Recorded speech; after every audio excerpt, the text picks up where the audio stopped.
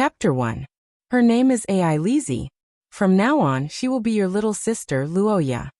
In a luxurious living room, a handsome but somewhat skinny middle-aged man was holding the hand of a silver-haired little girl, as he introduced her to a short black-haired boy, who was wearing an expensive suit. The man's name was Ka Dia Akat, a noble of the Saint Maester Empire, a marquis, the chief wizard of the paladins, the head of the Akat family, and also the father of the little boy Luoya Akat, who was less than 10 years old. Luoya Akat, 9 years old this year, the only son of the marquis family. His facial features were handsome, and his black hair was slightly long.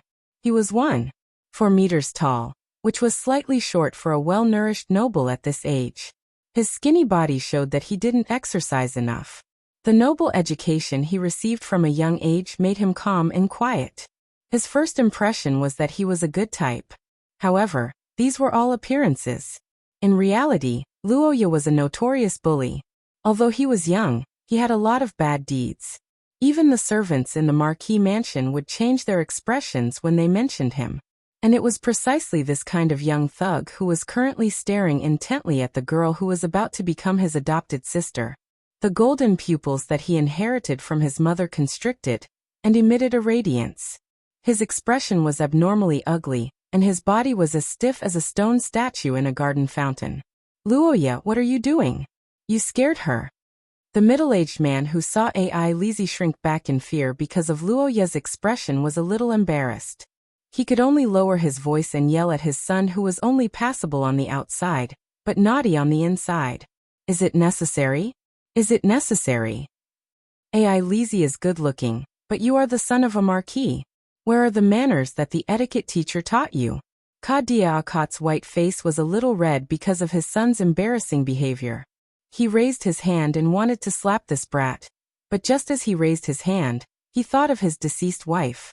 After hesitating for a moment, he could only sigh. Ahem, Ai Lizzie, it seems that your Luoya Gij is tired. It's my fault for making him do so much spell training. Marquis Ka Dia pulled down his old face to mediate for his son, while gesturing to the maids beside him. The sensible maids immediately took Luoya to rest, and the girl's reluctant voice sounded behind the little boy. It's fine. It's not father's fault. Luoya Akat was currently doubting his life, because he had transmigrated, or rather, he had just recalled the memories of his previous life. Luoya, male-female, 20 years old, a university student in the Celestial Empire. He did not have a strange family background, nor did he have a 1,000-layer pancake love experience. He was just an ordinary person. If there was anything different about him, it would probably be that he was more of a homebody. He usually liked to read novels, watch dramas, and play some homebody games. Cough cough. Everyone who understood. But such an ordinary person, who would have thought that he would be so unlucky as to be caught in a traffic accident, and slip into the army of transmigrators and become one of them. Thus he became Luoya Akat, the only son of the ancient Marquis Akat of Saint Mestre, one of the 3 strongest countries in the continent. He was the next head of the family, a true aristocrat. If he did not know anything, facing this second life, Luoya would probably be happy to be the foolish son of a rich landlord, squandering to his heart's content, and doing whatever he wanted. But unfortunately Luoya knew something. The Heathcliff family has it. Sorophia has it as well. Lucas Ackman if this person also has it. Crash. The sound of a heavy book falling to the ground sounded like a death knell striking Luoya's heart. There really is. Haha, it's over, it's all over. In the study, the black-haired little boy held his head in disbelief. He could only feel his blood pressure skyrocketing, and his whole body was dizzy as if he had a cerebral thrombosis. Did I push butter into a pot of oil? After comparing a large amount of information, Luoya confirmed that he had reincarnated into the world of a game that he once played, and became a great villain. Luoya remembered the name of the game was called Eye of the Recorder. It was a rather strange dating game, and the content was rarely seen. There were many characters to be defeated, and the illustrations were quite exquisite. Unfortunately, it was not popular. There were many reasons why it was not popular, but there were 2 main reasons. One was that it was age-oriented, and the other was that the plot was often ambiguous and unclear. The progress of this game was extremely strange. It was measured in years. If that was all, it would be fine. However, as a script, it often skipped the plot. Wars would break out of nowhere, and the players would fight without knowing what was going on. Sometimes, the characters would even die, including the female lead. Luoya's evaluation of this game was that it was strange. The scriptwriter was like a recorder with limited information, and he did not fill in the gaps at all. He was only responsible for writing down what he knew and showing it to the players. Luoya played this trashy game because although the character with the same name as him was a villain, he was a handsome guy. For some reason, he was inexplicably immersed in the game, and the female characters were too beautiful. Chapter 2. The name of the recorder was a strategic Galga. In this story, although Ai Lizzie was Luoya's adopted sister, she was bullied and hated him to the core.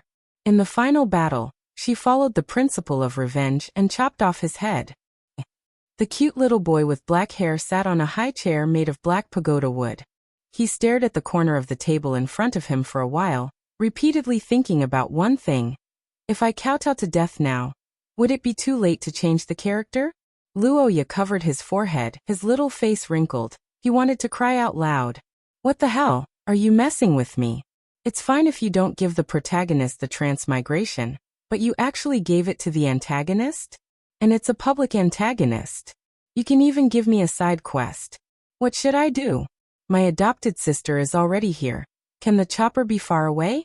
Calm down, calm down. This is the time to calm down. Luoya gasped for breath, trying to suppress his emotions with an adult's experience. Don't panic when you encounter a big problem, because panic is useless. Repeatedly chewing on this poisonous chicken soup, Luoya felt his condition improve a little.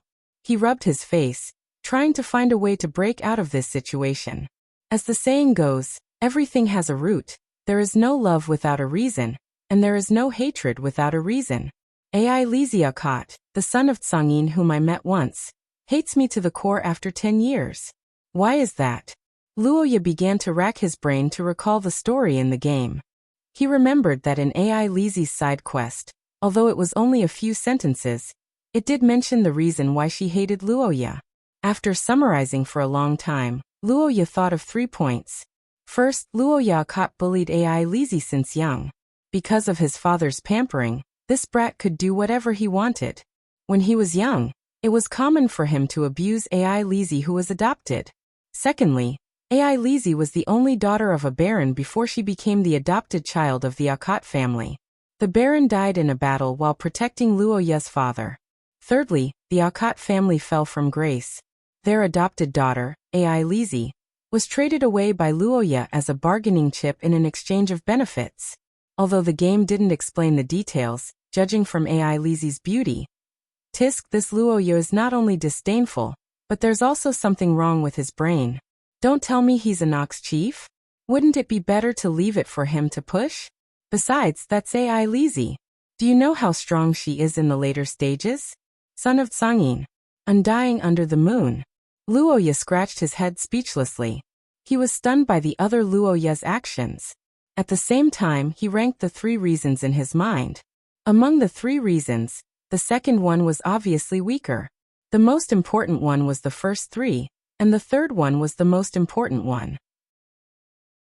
In terms of difficulty, the first reason was easy to avoid as long as Luoya didn't bully or abuse her. The second reason was directly given up.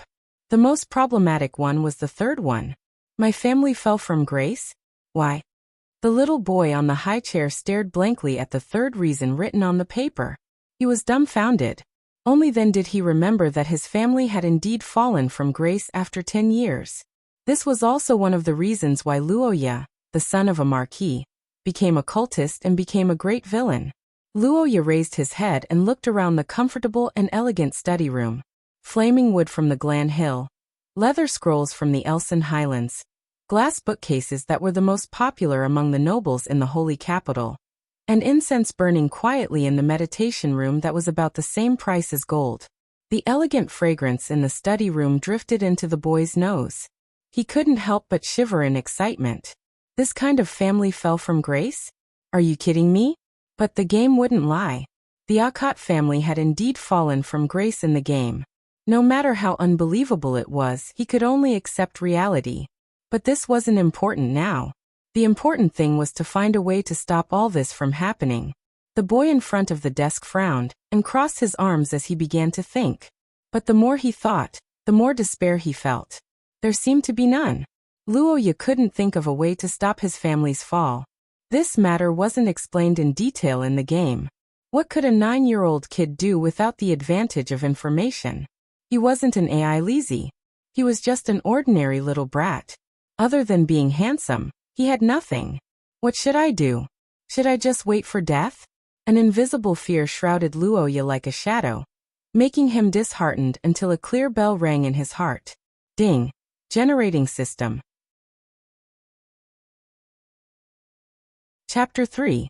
There's hope for me. A loud cheer came from the study.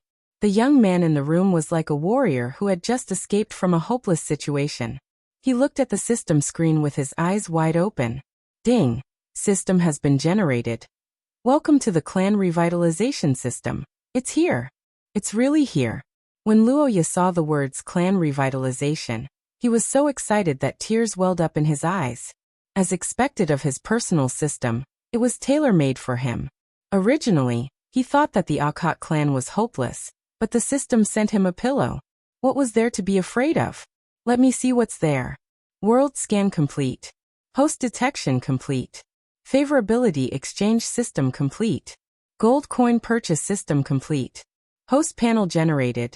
Name, Luoya Akkad. Gender, male. Age, 9. Bloodline, Black Iron. Title, none. Level, F. Sorcerer Apprentice. Basic spells, Micro Heat Wave. Invisible Hand. Incomplete.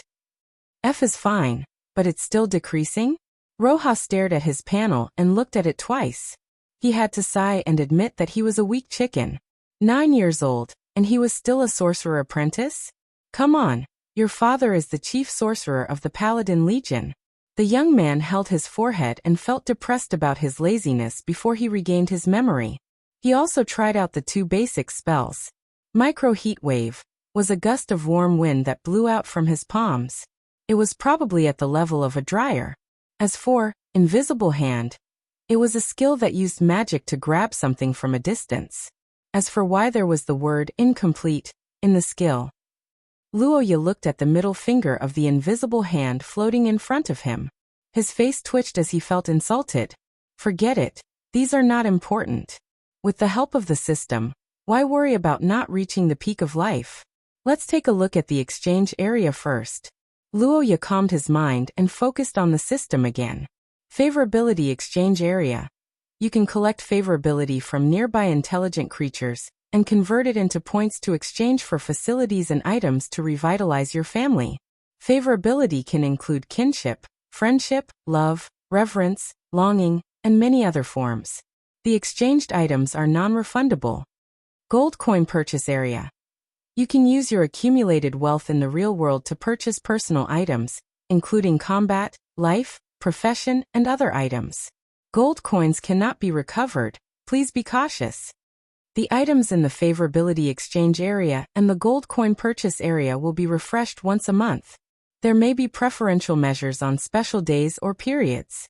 It is recommended that the host pay close attention. Preferential measures? He's quite approachable, but that's it? That's it? Luoya opened his eyes wide and looked back and forth between the 2 exchange areas, but he couldn't find anything else. Wait a minute, that's not right. Doesn't your system have any main storyline missions that give rewards? A side quest is fine too. Killing a chicken at the village entrance will give you a pair of 5 speed shoes, and hunting a horse at zoo ends will give you a mental resistance. Isn't that the norm? Chapter 4. This is a battle of life and death. In Marquis Ka Dia's study, Luoya stroked the badge on his chest with a determined expression, just like Knight Penda stroking his sword before a battle. Today was the first day of Akkad's adoption of AI Lizzie. Without a doubt, it was an important day, but because he had recovered his memories of his past life, Luoya had already ruined their first meeting. Sigh. I shouldn't have done that. Why was my reaction so slow? With my appearance, Although it's not enough to kill at first sight, it's more than enough to leave a good impression. Luo Yu observed the black-haired, golden-eyed boy through the glass. He pinched his chubby, but handsome little face to confirm one point. Yep, I'm a handsome boy. And according to the situation in the game, his parents' beauty genes are very stable. This lord will continue to be handsome, and will become more and more handsome. But he didn't know if it was an illusion. But after wearing this badge, he seemed to be more pleasing to the eye. The boy used his little finger to touch the silver badge, thinking as he mentally prepared himself. Although the first impression wasn't very good, there was still a chance to remedy it. With the help of this thing, he had to make a good impression on AI Lizzie. He had to kill the sudden death flag in the cradle. But first Luo Yu felt that he had to find someone to test it out. Sister Anna, you've been waiting for a long time. Are you tired? The door of the study was pushed open, and the cute boy looked up with a smile. He threw himself into the arms of the beautiful maid who was waiting by the door. Young master? What's wrong? Anna, who had always been Luo Yu's personal maid and took care of his daily life, looked at the little boy hugging her leg in surprise. She didn't know how to react to this little master's kindness. Luo Yu, a cot, was famous for being naughty and mischievous. Because he lost his mother when he was young and had only one parent, his father, Marquis Kadia, doted on him a lot. He couldn't bear to hit or scold him. It was as if his father had poured his love for Luo Yu's mother into him. Luo Yu, who grew up in this kind of environment, was only 9 years old, but he was already a good seedling. He restrained himself in front of his father and other nobles, but in private, he often beat and scolded the servants. Although the servants working in the Marquis mansion didn't mention it on the surface, they were very uneasy when they secretly said that this child would become their employer in the future, or even the owner of the Marquis territory. Anna herself had already begun to consider retiring before he grew up. Such a reserve-duty ruffian had a sudden change in attitude today. Was it a spur of the moment, or was he plotting something? Anna maintained a smile on her face, but she was secretly vigilant.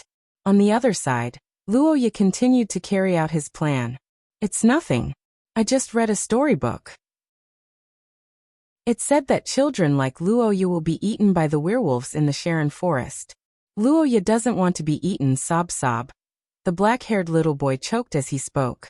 His face was wrinkled together, and tears were falling down. His little hands couldn't wipe them clean. Anna, who saw the scene, was shocked. She hurriedly knelt down to help little Luo Yu wipe his tears. Young master, it's okay. Those are all lies. Anna explained helplessly, thinking of the meditation incense burning in the room. That's probably caused by the curse vessel used by the master to refresh the mind. Even if it's the werewolves in the Sharon forest, they would never dare to attack the Marquis mansion. Really? Well, of course it's true. Anna looked at the boy's big eyes and stroked his soft cheeks. Suddenly, her heart moved. She inexplicably felt that this ruffian was a little cute. Anna, I'm sorry for scolding you yesterday. Hey. Anna, who had a strange thought in her mind, received another bomb before she could calm down. The maid widened her eyes. She didn't expect the young master, who had always been arrogant, to apologize. I was wrong yesterday. I used to beat and scold you all the time. Sob, I'm sorry. No, young master, you are still young. There are some things you don't understand. We don't blame you. Hearing the boy's self-reproach, Anna recovered and hurriedly explained, but she couldn't help but have such a thought in her mind. Could it be, the young master has grown up and wants to be a good boy? Chapter 5. Luo Yu recalled something. That was Elisa Ackett's fear of knives when she was young. Or it could be said that she was afraid of all sharp things that could hurt her. In his previous life, there was a saying in the Celestial Empire, once bitten, twice shy. Although this saying had a meaning, it was also a description of a disease, and that was object phobia. Object phobia refers to the abnormal, intense tension or fear of certain objects in a certain environment. Although the person knows that this psychology and behavior are unreasonable, when they encounter the corresponding situation, they repeatedly have abnormal experiences and have avoidance reactions, which are difficult to control and seriously affect their normal life. There were many people who were afraid of this psychological disease. They were afraid of snakes, mice, and insects. As for AI Lizzie, it was similar to acrophobia. As for the reason, it could only be said that it was a pain that talented people had to endure. Luoya sighed in his heart, and recalled the childhood that AI Lizzie mentioned in the plot. All the misfortune originated from AI Lizzie's bloodline. That's right, it was the top-notch silver bloodline that Luoya coveted so much, the son of silver. Bloodlines were not so simple in this world. They were called Chiya's gift. Although bloodlines were called that, they were not dependent on blood relations. It was normal for children to be ordinary if their parents were bloodline users. On the other hand, it was also possible for a bloodline user to suddenly appear among the commoners. Of course, the prerequisite was to successfully awaken. When it came to awakening, one had to mention the number of awakenings and the level. Bloodlines were divided into 4 levels. The highest was gold and the lowest was iron. Every breakthrough would jump a level. Silver bloodlines required 2 awakenings and gold bloodlines required 3 awakenings. Every time a bloodline increased by 1 level, the number of people would decrease exponentially. A country might not have a single gold bloodline user for decades. AI Lizzie had already broken through once. She had a bronze bloodline. However, her awakening ability was not viewed favorably by others. She had even become the target of bullying because of it. That was the rapid healing of wounds. It didn't sound like much, but most people wouldn't be able to get used to the sight of the flesh wriggling and the skin regenerating, let alone the brats who hadn't seen much of the world. This kind of uniqueness, her father not being at home all year round, and her shy and introverted personality, led to Elise's tragic childhood. Of course, another reason was that no one thought that this girl, who seemed to have nothing except for her beauty, would have a second awakening and become a silver. Her ability would completely transform and blossom. Luoya thought of many things while the silver-haired girl on the other side of the table was trembling. The blades of the table knives reflected their shadows, and the prongs of the forks shone brightly. Little AI Lizzie looked at them and recalled her own experience. It was at the princess's birthday banquet a year ago. Her father, who was a glutton for alcohol, got drunk. A few children from the Viscount's family, who had been bullying her, surrounded her with the young master of the Count's family. They stabbed her body with knives and forks, ignored her cries, and dragged her away by her hair. They even wanted to use a fork to stab her eyes to see if she could regenerate. Fortunately, an adult accidentally saw the group of children's atrocities and caused them to disperse. Otherwise, AI Lizzie would have been treated like hell that night. Even so, it still became a nightmare for her. Since then, Elisa had been afraid of knives and forks. Not only was she afraid of being pointed at by a knife and fork, but she was also afraid of eating by herself. The Baron had comforted her and wanted her to overcome this psychological barrier, but it ended in failure. From then on, AI Lizzie's utensils became spoons. This situation lasted for about a year, but no one knew that she couldn't use knives and forks until she came to Marquis Ackett's house. Today, the main dish for lunch was a fried lamb chop that required knives and forks. In the dining hall, the delicious dishes were already served. The servants were standing at the back, waiting for orders. The black-haired, golden-eyed boy picked up his utensils, and the metallic glint made AI Lizzie visibly tremble. AI Lizzie, our Ackett family's lamb chop is famous for its deliciousness. Quickly try it. Luoya looked at the silver-haired girl, who was on the verge of fear, and said these words to block her path of retreat. It wasn't some bad taste, nor was it to make her afraid.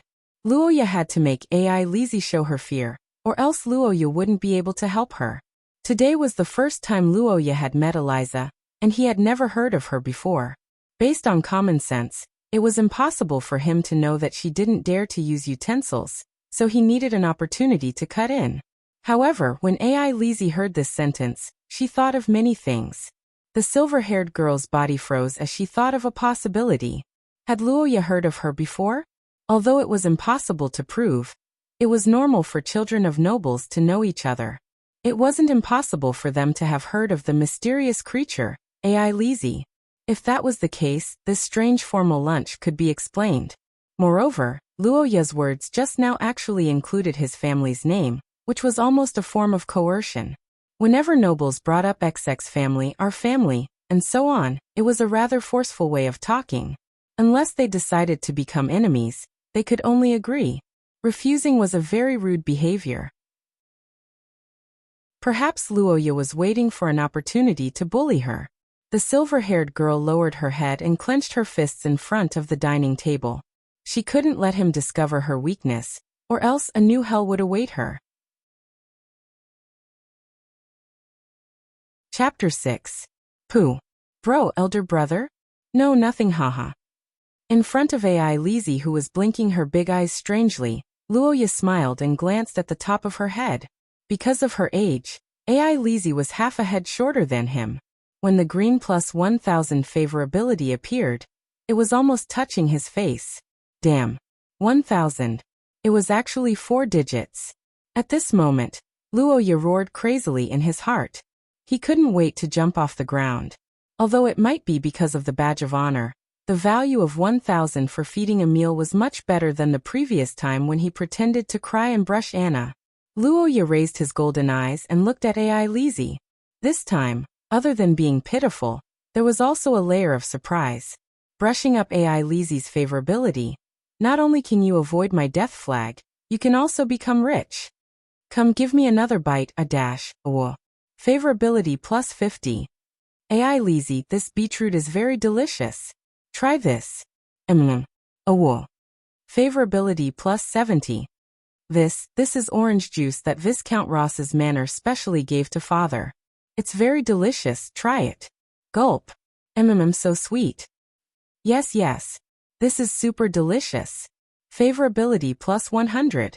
Under the stimulation of AI Lizzie's continuously rising value, Luoya activated his crazy pampering mode.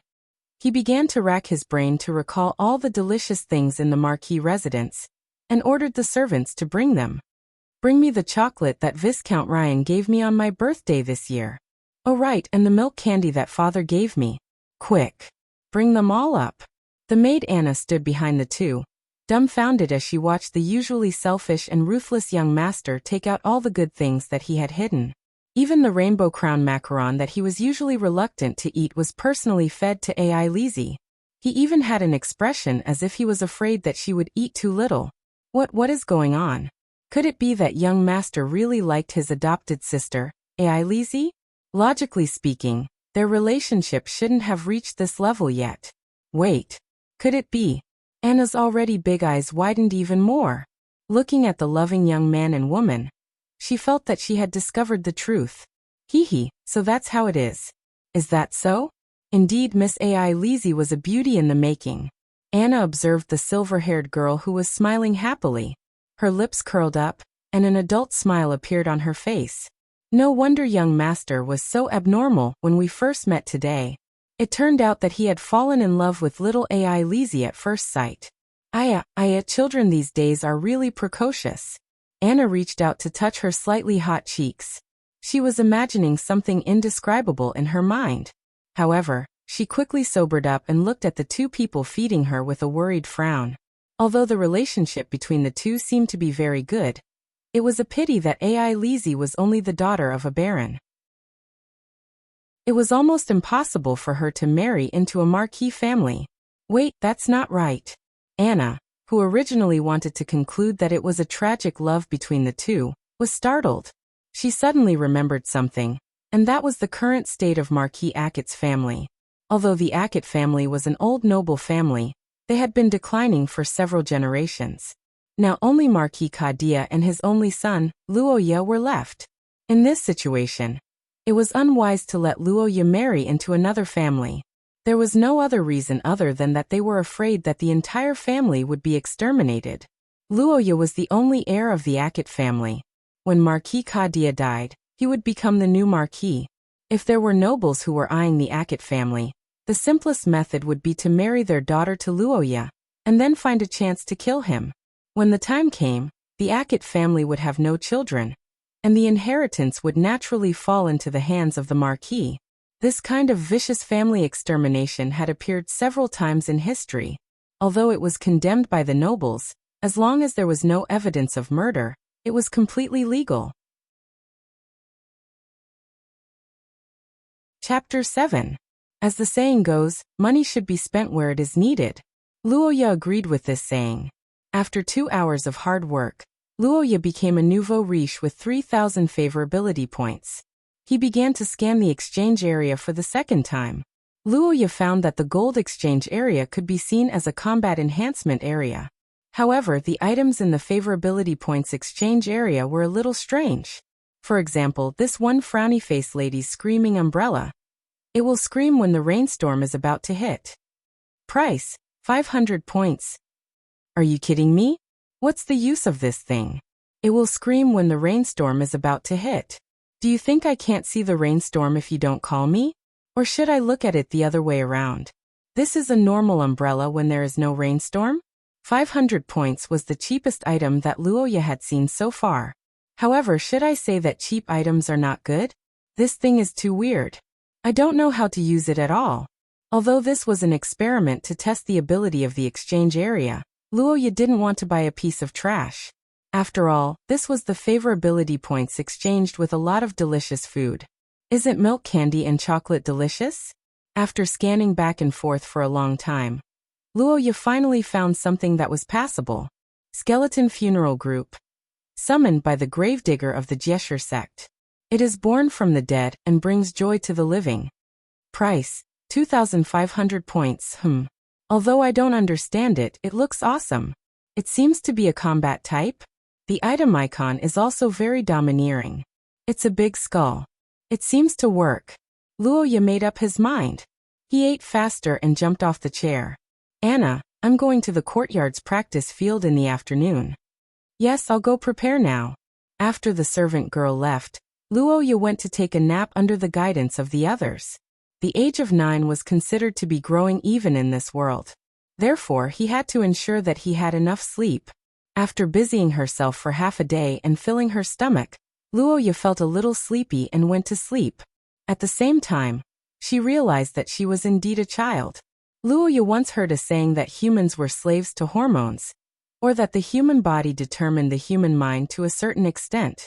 In the past, he didn't think much of it, but now he felt that it was very reasonable. For example, it was impossible for Luoya to pretend to cry in his previous life.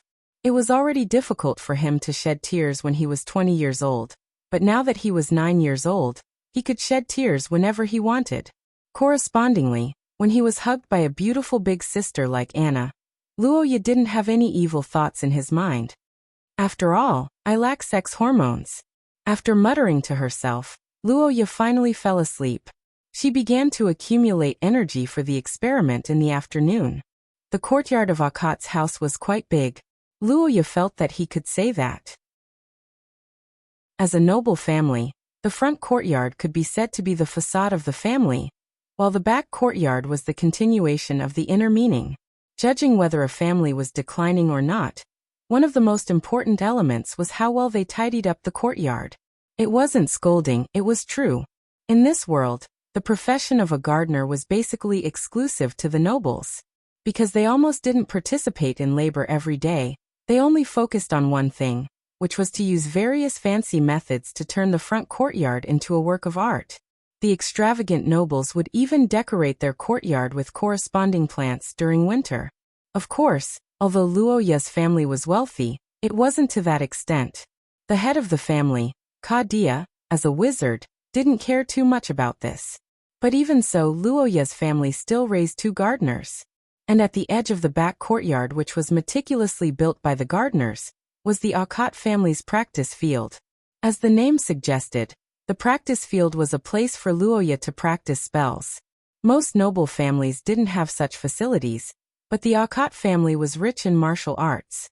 Their ancestors had been experts in casting spells for many generations. During war, it was normal for them to charge and break through the enemy lines with a group of musclemen. Naturally, they had such training facilities. Chapter 8. Are you King kidding me? Is this really a professional team? The black-haired boy in the training ground looked at the skeletons hopping towards the wooden pile. He felt as if his worldview had been refreshed. F*ck, 2,500 points. I only bought this thing for 2,500 points? What's the use of this thing? Is it for the funeral? Luoya clutched his chest and felt the piercing pain. It was so painful that he was about to have a heart attack. But soon he jumped up and decided to struggle a little more. Stop it. 10 minutes later. Luoya lay on the grass with a pair of dead fish eyes. He stared blankly at the blue sky and white clouds. Beside him, 6 skeletons were standing by the black coffin, as if they were waiting for his funeral. After a series of investigations, Luoya fully understood that this thing could not be used in battle. Although the 6 skeletons could be summoned individually, they were agile and fast when carrying the coffin. Once they were 2 meters away from the coffin, they would become as weak as chickens. Even Luoya, who was at F level, could fight them to a draw. Luoya was only 9 years old. He was not even considered a wizard apprentice. One Luoya's combat power was about 1 goose. These 6 skeletons were Luoya X6. Although there was no such thing as a professional in this world, strength was also divided into levels. The system's level evaluation was based on the overall combat power. An ordinary adult male without any abilities would be at F level. A mutant who had received militia training would be at E level. A knight or a warrior would be at least at D level. These skeletons were F level trash 2 meters away from the coffin. Even if they were within 2 meters of the coffin, they were only F+ level. Under such circumstances, a single E-level militia would be able to wipe them out by themselves. Luoya had also checked the coffin they were carrying. It was empty, but the material of the coffin was good. Summoned creature of the gravedigger of the Gesher sect. Born from the dead. It brings joy to the living. Looking at this introduction and recalling the funeral dance of the skeletons, Luoya smiled numbly. So this is what it means to live towards death and bring joy to the living. Gesher sect, I will remember you. In the future, if I see these words again, I'm a dog. After gnashing his teeth and swearing for a while, Luoya gradually calmed down. Although the shopping experience was very bad, it must be said that the exchange item was verified successfully. This was the most important point. Although 2,500 points was a pity, it was almost negligible in the eyes of the future. As long as he had the system's 2 exchange stores, he would be able to spread his wings and soar to the peak of his life sooner or later. Just thinking about it made him a little excited. After calming down, Luoya looked at the funeral procession of the skeletons more pleasing to the eye. There was another reward from this shopping experience, which was that he was able to confirm the attributes of the 2 exchange areas. No matter how domineering the name of the item in the favorability area was, or how powerful and mysterious the description was, it was definitely not for battle. So, I can only earn money honestly? But what should I do? Luoya rested his chin on his hand and looked at the skeletons beside him. Normally, after exchanging favorability points, these skeletons should be the ones earning money. But who would be able to accept the appearance of these skeletons? Skeletons were monsters, and even if they were accepted, this singing and dancing custom was completely different from the current religion of the theocracy. Were they really going to dance on the burial mound? Speaking of skeletons, what was the attitude of this world towards these undead creatures? This was not explained in detail in the game. This was the theocracy of Saint Maester, and the name didn't sound very friendly. After thinking about it for a while, the meticulous Luoya decided to expand his knowledge first. Not to mention other things, he remembered that there were a few basic spell books in his room that he was too lazy to flip through in the past. After making up his mind, Luoya began to study how to hide the coffin lid and the 6 silly skeletons from others. Once the items were exchanged by the system, there was no recall function, so he needed to find a place to put them. After a series of instructions, the 6 skeletons carried the coffin to the lounge of the practice field. Then they entered the hall one by one, barely squeezing in. Luoya looked at the situation and nodded his head. Generally speaking, he was the only one who used the practice field. This lounge was usually empty, and today it was cleaned, so he didn't have to worry about being discovered for a while. After arranging everything, Luoya finally felt relieved and left, and began his own learning journey. In this world, wizards and mages are actually not the same thing? In the study, Luoya held a thick book and flipped back and forth, feeling that his worldview had been impacted. The 9-year-old Luoya could be said to be ignorant and incompetent. His biological father was a wizard, but he didn't know anything. No wonder the invisible hand gave him the middle finger. Chapter 9. Come AI Lizzie, try this smoked sausage. In the restaurant at night, a silver-haired girl opened her cherry lips shyly to Luoya. Her pearly white teeth were clearly contrasted by her red lips, and her pink tongue was slightly raised, waiting to taste the delicious food in her mouth. Ah! After biting down hard, AI Lizzie's small face was propped up by a large mouthful of sausage. As she chewed, a large amount of meat juice exploded in her mouth, flowing along the edge of her lips to her chin. Even though the girl tried her best to swallow, a lot of it still spilled out. AI Lizzie's small face was red from this indecent posture. Luoya smiled, picked up a napkin and carefully wiped her face. Lord Big Brother, there's too much juice, let me do it myself. It's fine. Luoya smiled and sped up his movements, while AI Lizzie lowered her eyes and blushed. Favorability plus 200. AI Lizzie, I love you. Mr. Luoya's eyes widened when he saw the favorability. In just a day, his attitude towards AI Lizzie changed from fear to fanaticism, almost like a fangirl chasing after a celebrity. However, what he didn't know was that AI Lizzie, who didn't show it on the surface, was also developing into a fangirl under his meticulous care. Lord Big Brother is so gentle, he cares for me even more than Lord Father. My chest is so hot, I don't want to separate, but now I'm suddenly acting so clingy, isn't it a bit disgusting? AI Lizzie clenched her small fists, thinking of the insults from the children who bullied her in the past. In fact, there were people who curiously tried to get close to her, but Luoya was completely different. AI Lizzie's experience since young made her very sensitive to other people's feelings, and she could feel Luoya's kindness from the bottom of his heart. AI Lizzie wanted to open her heart. She had been lonely and miserable for too long. She was like a person who was about to drown in evil, desperately yearning for sunshine and love.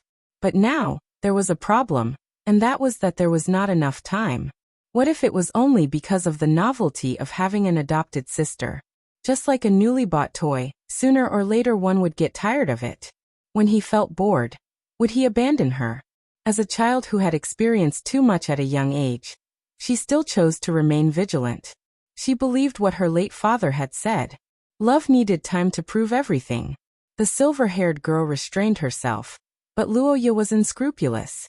If they had known each other for a short time, he would have hugged AI Lizzie and rubbed his face. Too fast, it was really too fast.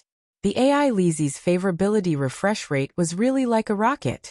It was like smoke coming out of its butt and going straight to the blue sky. And she was so cute. Because of her fair skin, it was especially obvious when she blushed. She was very polite at such a young age. She was simply an angel. Don't talk about giving her away.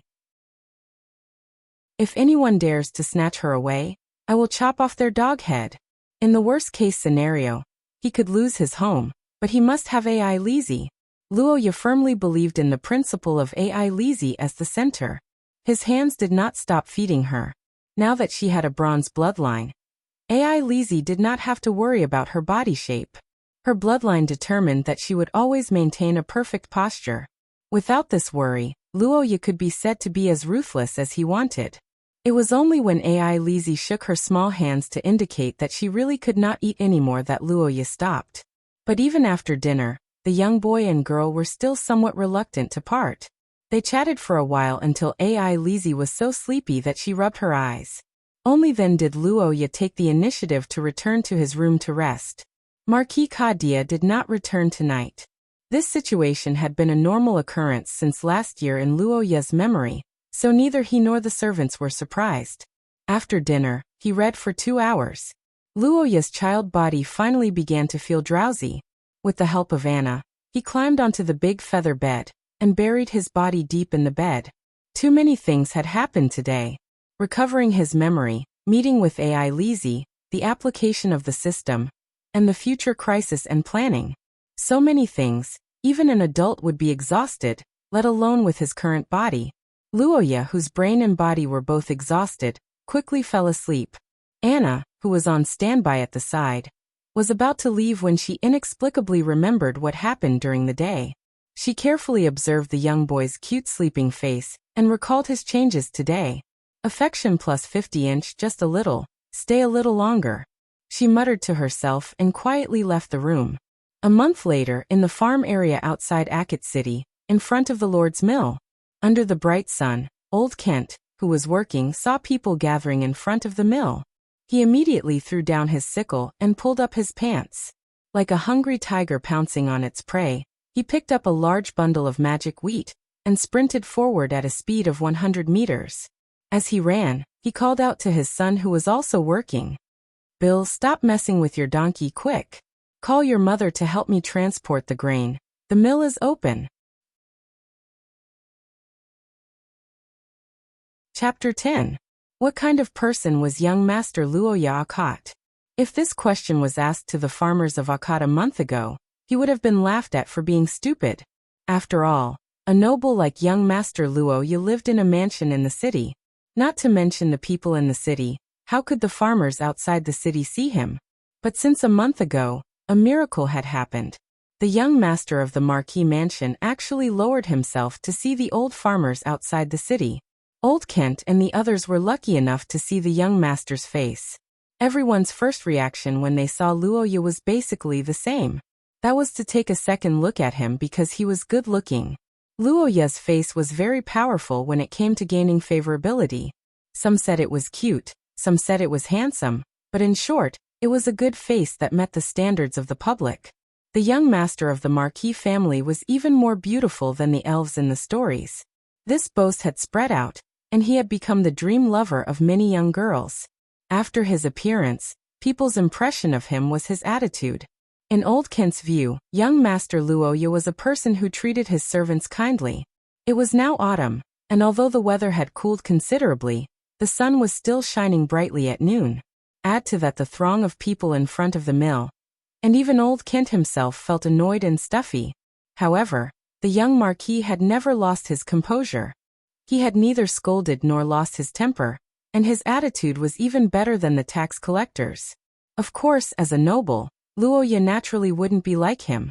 There were servants who held umbrellas for Luoya, but that wasn't much better. Moreover, the young master had to use spells to operate the mill. Wouldn't that be more tiring than them? Thinking of this, the old farmer couldn't help but sigh. Young Master Luoya was really a good person. Old Kent was moved by himself. But he didn't know that the person he admired was also looking at the villagers who were glowing with green light. What a good batch of leeks. Luoya Akat's face revealed a smile, his eyes full of joy. It had been a month since she reincarnated into this world. Luoya had basically adapted to her identity and life. She had formulated a lot of plans to save herself, and started to implement them step by step. As a smart person, Luoya naturally knew that he wasn't out of danger yet. As the big boss of the game, Luoya had many conflicts with the main characters. Even though the tragedy of AI Lizzie seemed to have been stopped, he was still in danger. Therefore, even though she was only 9 years old, Luoya clenched her teeth and forced herself to do it. No matter what, she didn't want to wait for death. And the first step was to use the system's items flexibly. Half a month ago, Luoya found Marquis Kadia and had a serious talk. In general, he said that he was too naughty and mischievous in the past. After having AI Lizzie as a sister, he felt the responsibility of a big brother, and decided to turn over a new leaf. He asked Kadia what he should do. Who would have thought that Kadia would cry and sigh to the heavens? As a marquis, Kadia was one of the few great nobles in the entire theocracy. However, this powerful man always had two painful spots in his heart. One was the early death of his beloved wife, and the other was the failure of his son. Single-parent families often have difficulties, and that is the lack of parental care for the child. And the lack of education may lead to all kinds of problems, and the Akate family situation was more serious. Kadia was busy as a marquis, and usually had little time to accompany the child. And because of his wife's death, he spoiled Roja, and in the long run, Roja completely turned into a bear. Selfish, strict, and overbearing. From the way he beat and scolded his servants, one could vaguely see that he was likely to be a cruel lord in the future. For such a Roja, Kadia was anxious in his heart, but he couldn't bear to be cruel to his wife's son, so he could only adopt the daughter of one of his subordinates, hoping to get along with someone of the same age to eliminate his son's loneliness and develop in a good direction. Although that was what he thought, he did not expect it to be so effective. It was almost immediate. Kadia was very excited, but he did not forget to point out a direction for Luoya.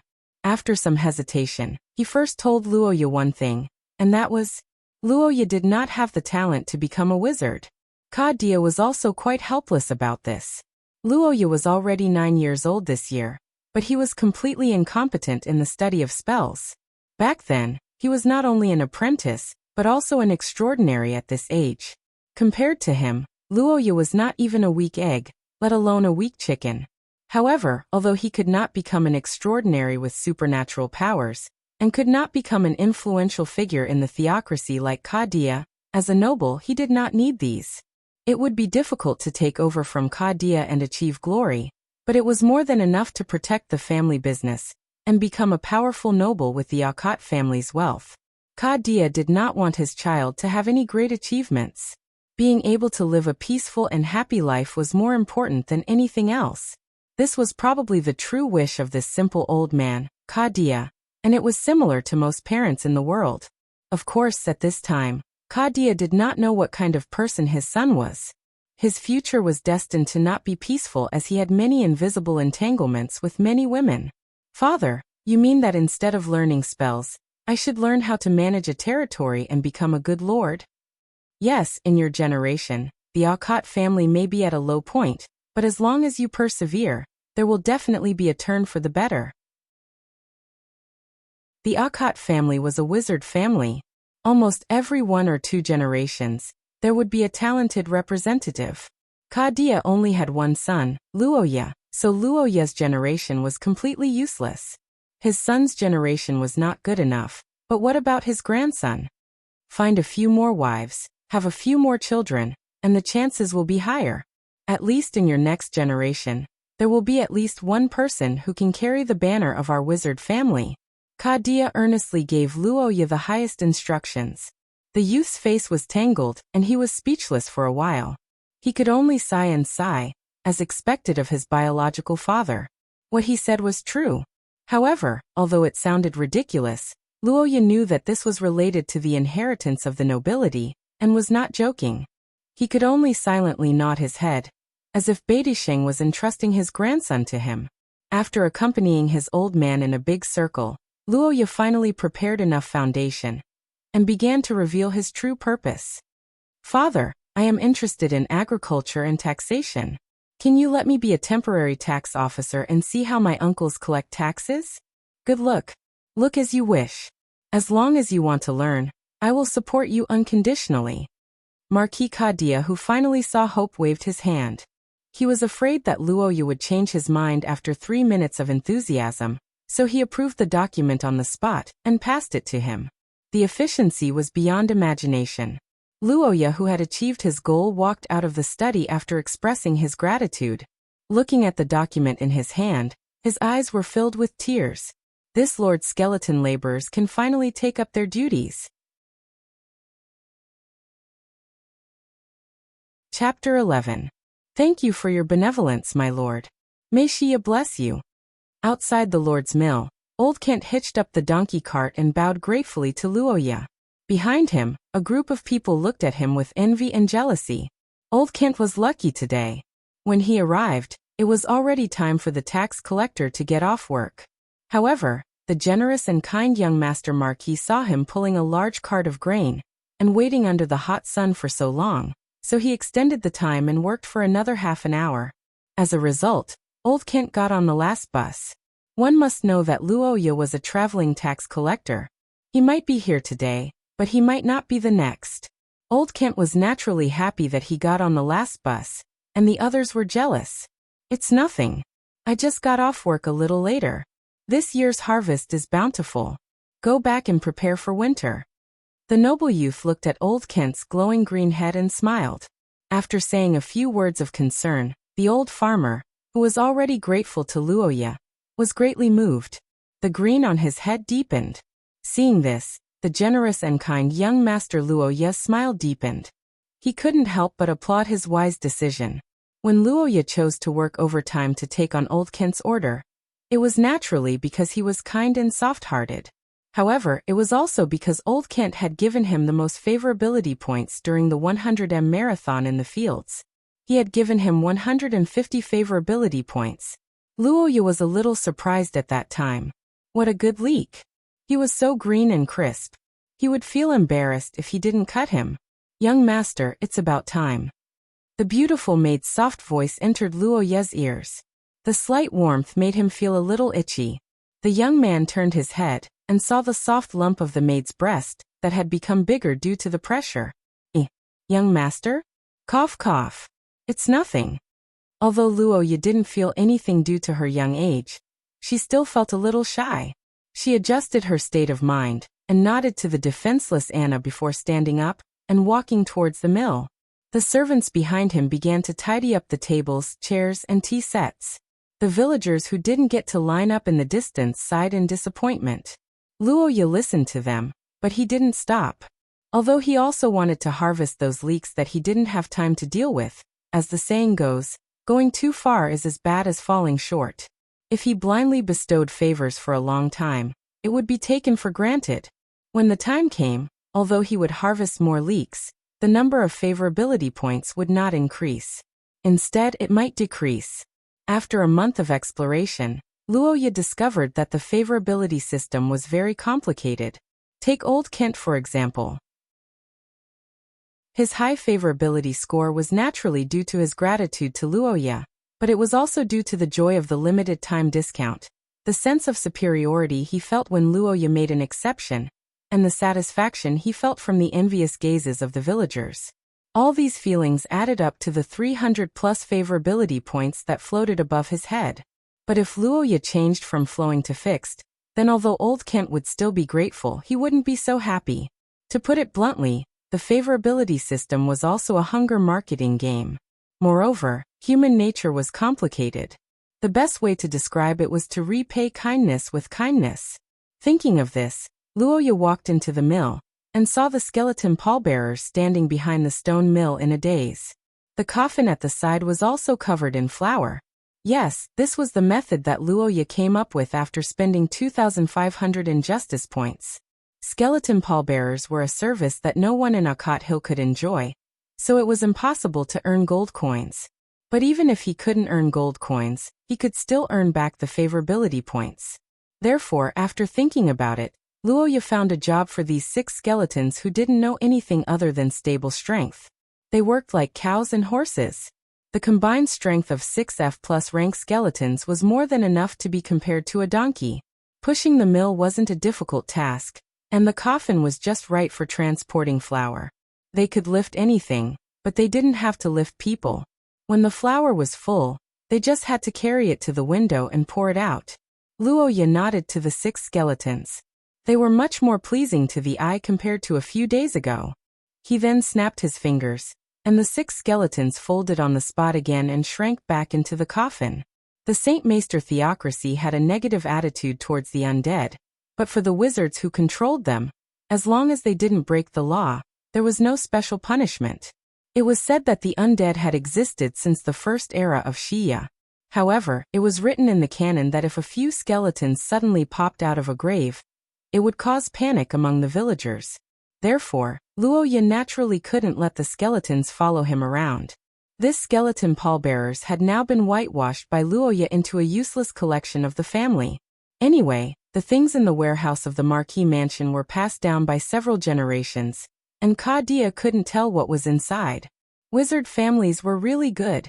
Luoya sighed and turned around to walk out of the mill. The guards immediately separated and covered the coffin with a cloth, and carried it to the second carriage. As for the first carriage, it was naturally the carriage prepared by the Marquis mansion for the young master.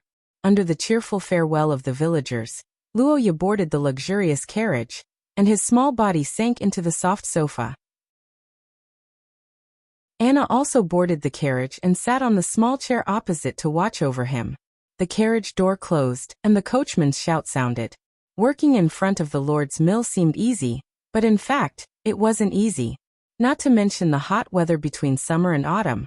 Just maintaining a sitting posture in order to maintain the image of a noble was enough to make the young Luoya suffer. Luoya's stiff body slowly relaxed. The busy day was over, and the tired Luoya could finally rest for a while. Chapter 12. What was the happiest moment of Luoya's day? Needless to say, it was now. At the entrance of the residence, a silver-haired fairy-like young girl lowered her eyes and opened her arms. Her face was red as she gently hugged Luoya, who had just returned from his internship. Her shy and adorable appearance, paired with her exquisite face, was like a fragrant Rosso wine paired with the sweet but not greasy honey of the honey-whispering forest. It was like a chemical reaction that burst forth with a seductive charm. "I'm back, AI Lizzie." Faced with AI Lizzie's reserved and somewhat bashful hug, Luoya didn't hold back in the slightest. He directly hugged this seductive and adorable creature in his arms, his heart filled with pride. AI Lizzie's current actions weren't spontaneous. Strictly speaking, they were taught by Luoya. The young girl's personality was naturally more reserved and calm. She had received a good upbringing since young, so her actions were filled with the aura of nobility. Therefore, she had never hugged anyone other than her father. Unfortunately, her body temperature was low, while Luoya's body temperature was high. Every time Luoya returned home from work, he would hug the young girl who came to greet him. At first, AI Lizzie's body was very stiff, but she gradually got used to it. In the past 2 days, Luoya didn't even need to move to hug her. Under Luoya's guidance, AI Lizzie had obtained her own initiative. This was without a doubt an important sign that she had accepted Luoya. Another important sign was the way she addressed him. "Luoya gitch, don't rub, it's itchy, haha." In front of the entrance, the young boy who was hugging the silver fairy was using all his strength to rub against the young girl's delicate cheeks and snow-white neck. He greedily breathed in like a severely addicted patient. Under his attack, the young girl with the temperament of a mature lady finally couldn't help but giggle. AI Lizzie changed the way she addressed Luoya after a week of interaction. The young girl who was rapidly getting closer to Luoya was finally willing to call him by his name. Of course, in front of outsiders or when Luoya wasn't around, AI Lizzie would still respectfully address him as her brother. The change in the way she addressed him meant that Luoya's imperceptible influence on the young girl had blossomed. As of now, it was almost the result. "I'm sorry, do you hate me?" "No, you don't." Hearing Luoya's concerned question, AI Lizzie shook her small head. Her silver hair that seemed to glow under the light also swayed along with it. The dual warmth of both her heart and body made her yearn for Luoya's closeness. After a slight hesitation, AI Lizzie carefully buried her face into the young boy's shoulder. The two children's affectionate relationship continued like this, causing the surrounding maid's lips to curl up uncontrollably. Then one by one, their heads emitted green light as they began to provide favorability points. Young Master and young Mrs. relationship today was also very good. As the head of the Marquis Mansion's joyous party, Anna had practically witnessed the chemical change between the two after they met. As a witness, she was naturally the one who supported this pair the most. To put it more bluntly, she was the type who liked this couple the most, the type who liked it immensely. Luoya watched as green light surged around him for a while before he reluctantly let go of the petite AI Lizzie. Although he didn't know the reason, Luoya recently discovered that as long as he pampered AI Lizzie, the nearby servants would automatically provide him with favorability points. Moreover, these people were constantly increasing, and the amount of favorability points provided was also increasing little by little. This discovery was simply shocking to Luoya. Although the principle was still unclear, AI Lizzie had suddenly changed from a high-income single-target monster to a boss monster that could summon mobs in an area. Every time she was killed, her income would increase even more. Of course, Luoya didn't get close to AI Lizzie just for points, but also to protect her. From the information in the game, it was known that AI Lizzie's fate was actually tied together with the Akot family and Luoya. Only with enough favorability points could Luoya revitalize the family, and only by avoiding the decline of the family could he ensure that AI Lizzie wouldn't leave for various reasons. In this way, not only would AI Lizzie not suffer a tragedy, but even Luoya could successfully avoid his death flag. Was there anything more justifiable in the world to get close to a girl than this? Okay, it's already very late, let's go eat. Okay, big brother Luoya. What did you do today? In the morning, I had teacher Adele's etiquette class. In the afternoon, I had general history of literature and mathematics. After that, I went to the study to read until the evening. So hardworking? Hearing AI Lizzie's words, a certain young master who used to be ignorant and incompetent stopped in his tracks, suddenly feeling a little ashamed. Although the lives of nobles were good, they weren't nouveau riches who only knew how to enjoy life. All nobles thought of one thing the moment they became nobles, and that was how to pass down their glory. This was the same in every world. After a long period of exploration, they found the same method, and that was education. Sufficient education was fertile ground for the birth of elites, and the solidification of social class also came from the solidification of education. As an old noble family, the Akat family was naturally willing to invest a lot in education. The teachers they hired were all famous people in the holy capital, and the homework they gave was also quite heavy. Of course, Luoya wouldn't do it, but AI Lizzie wouldn't. With so much homework every day, she still insisted on reading by herself. Wasn't this too much of a burden for a child who wasn't even 8 years old yet? AI Lizzie, learning is good, but you have to be careful not to overwork yourself. You can take it slow. If that's the case, no. Why? Chapter 13. Kadia is coming home tomorrow? So soon? Luoya was a little surprised when he heard the news. He didn't understand why Marquis Kadia was suddenly on vacation. The young man stroked his chin and frowned. He looked like an old scholar from Bologna, the country of scholars. The servants who saw him couldn't help but smile. As the Marquis of Saint Meister, Kadia didn't have to work days. However, as the chief wizard of the paladins, Kadia was a member of the military. Naturally, he had to study spells and cooperate with his teammates in training. Actually, this was his main job. As an ancient family, the reason why the Akat family was able to prosper was because they had produced many wizards. They belonged to the family of the big shots in the military, and there were even military leaders in the past few generations. That was why Kadia spent most of his time in the paladins. He entrusted the management of the territory to many officials. Usually, he would only come back 3 to 5 days a month to check the data and have a meeting. This was also the reason why Luoya lacked companionship when he was young, and Kadia felt guilty about it. Luoya counted with his fingers. It had only been half a month since his father came back. Why did he suddenly come back? And there was a guest. A guest of the Akat family was no small character.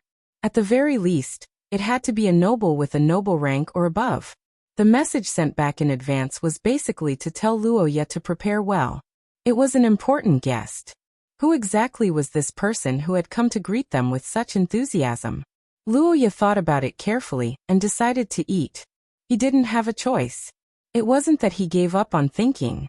It was just that he didn't know enough people, and there was no point in thinking blindly. He might as well fill his stomach and get the favorability points. Come, AI Lizia, good girl. How does it taste? I told the chef to add more sugar. It shouldn't be so sour. It tastes better than last time. Thank you, big brother Luoya. AI Lizzie straightened her snow-white neck and lifted her face. Her cherry lips curled into a sweet smile. Her ruby-like eyes looked up at Luoya. Her eyes seemed to contain the light of early spring, and there was a faint sense of mystery and charm. Ah, so cute. I'm going to die. Luoya desperately resisted the urge to hug AI Lizzie. She picked up a napkin and gently wiped the sauce from the corner of her mouth. The girl squinted her eyes and endured it, like a kitten being caressed by its owner. Normally, this job was done by the servants after the meal, but because the servants behind Luoya were very good at reading the atmosphere, they didn't have any intention to help at all, especially Anna, who was looking at the boy and girl with shining eyes. There's food again. I'm full. I'm so full. Anna was happily chatting with the couple, and the other servants also had smiles on their faces. In the past month, AI Lizzie's status had rapidly risen. She was now seen as the future mistress of the marquee residence by the servants. Of course, the reason was Luoya, but it wasn't entirely because of Luoya. To be precise, it wasn't because he doted on the silver-haired girl every day, but because of an unintentional matter. That was the conversation between Luoya and Marquis Kadia. That parent-child talk didn't only allow Luoya to achieve his goal. It actually had other effects in places he didn't know, such as Marquis Kadia's attitude towards Ai Lizzie.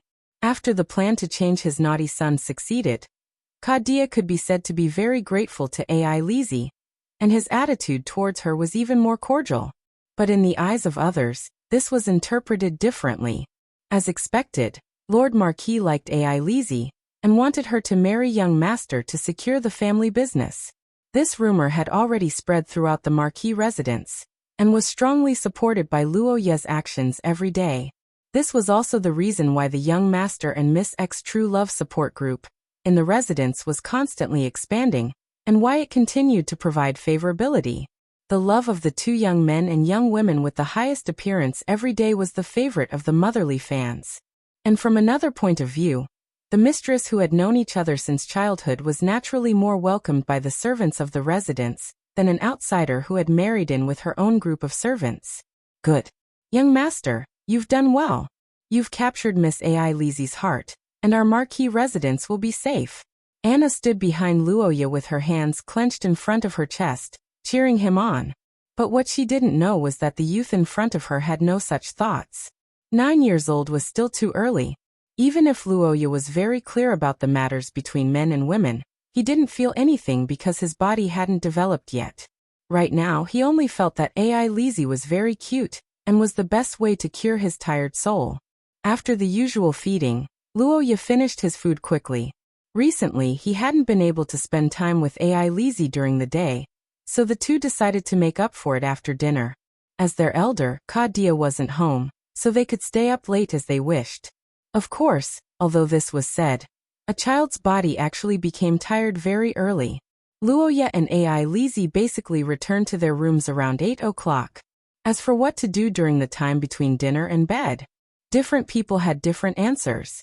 For the majority of the non-aristocrats in this world who had to do manual labor, this period of time was basically the process of preparing to sleep. Because of the high cost of lighting, ordinary people basically drank tea and chatted before going to sleep. Of course, it was also possible to sleep in another place.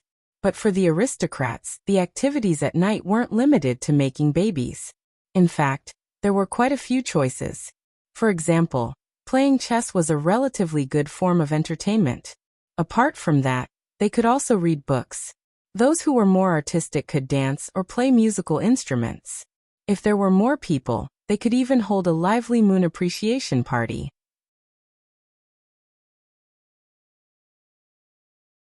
Chapter 14. How can one capture a girl's heart? This question was a perennial question that lingered in the long journey of pursuing the opposite sex. There were many different answers, and it could be said that it differed from person to person. Some girls liked beauty, and they were often attracted by looks. Some girls liked literature, and their requirements for their partners were romantic and talented. However, in the eyes of students during their study period, good grades were often the biggest filter, and intelligence could become their biggest competitiveness. Ai Lizzie was a precocious girl. Her experience of being independent since young made her see the world through her own eyes. Even now, because Luoya had pried open her heart, it still couldn't change her independent and intellectual nature. Because of this, she was different from the rest, and was seen as an anomaly by the children. Therefore, she had an abnormal thirst for knowledge, and wanted to use her excellent knowledge to prove herself. Therefore, it was easier for her to be attracted by intelligent protectors. That naturally referred to Luoya. Beside the desk, Ai Lizzie looked at the young man who had solved a large piece of paper in a short period of time, and her eyes were practically sparkling. Luoya had already solved the problem that stumped her. This was actually nothing, after all. In Ai Lizzie's opinion, Luoya had learned more than her, so it was normal for him to be able to solve the problem. But afterwards, Luoya's operation made her realize the difference between the two of them. Luoya not only explained the problem to her, but also helped AI Lizzie check her homework. Of course, it was done on the spot. Brother Luoya, how did you calculate so quickly? This 9 by 9 multiplication table, you can memorize it quickly too. Luoya thanked the ancestors in his previous life for their summary in his heart. He smiled and said, "There are some small tricks, I'll write one for you." Okay. Looking at AI Lizzie's sweet smile, and the large amount of affection points above her head, Luoya couldn't help but laugh. He turned his head back and looked at the surprised Anna, and the corner of his mouth curved into a smile. My face is saved. The next morning, Luoya woke up early and had breakfast with AI Lizzie. The two of them didn't stick together as usual. Instead, they made a quick decision and went back to their respective rooms to tidy themselves up and try on their clothes. That's right, it was all because an important guest was coming today.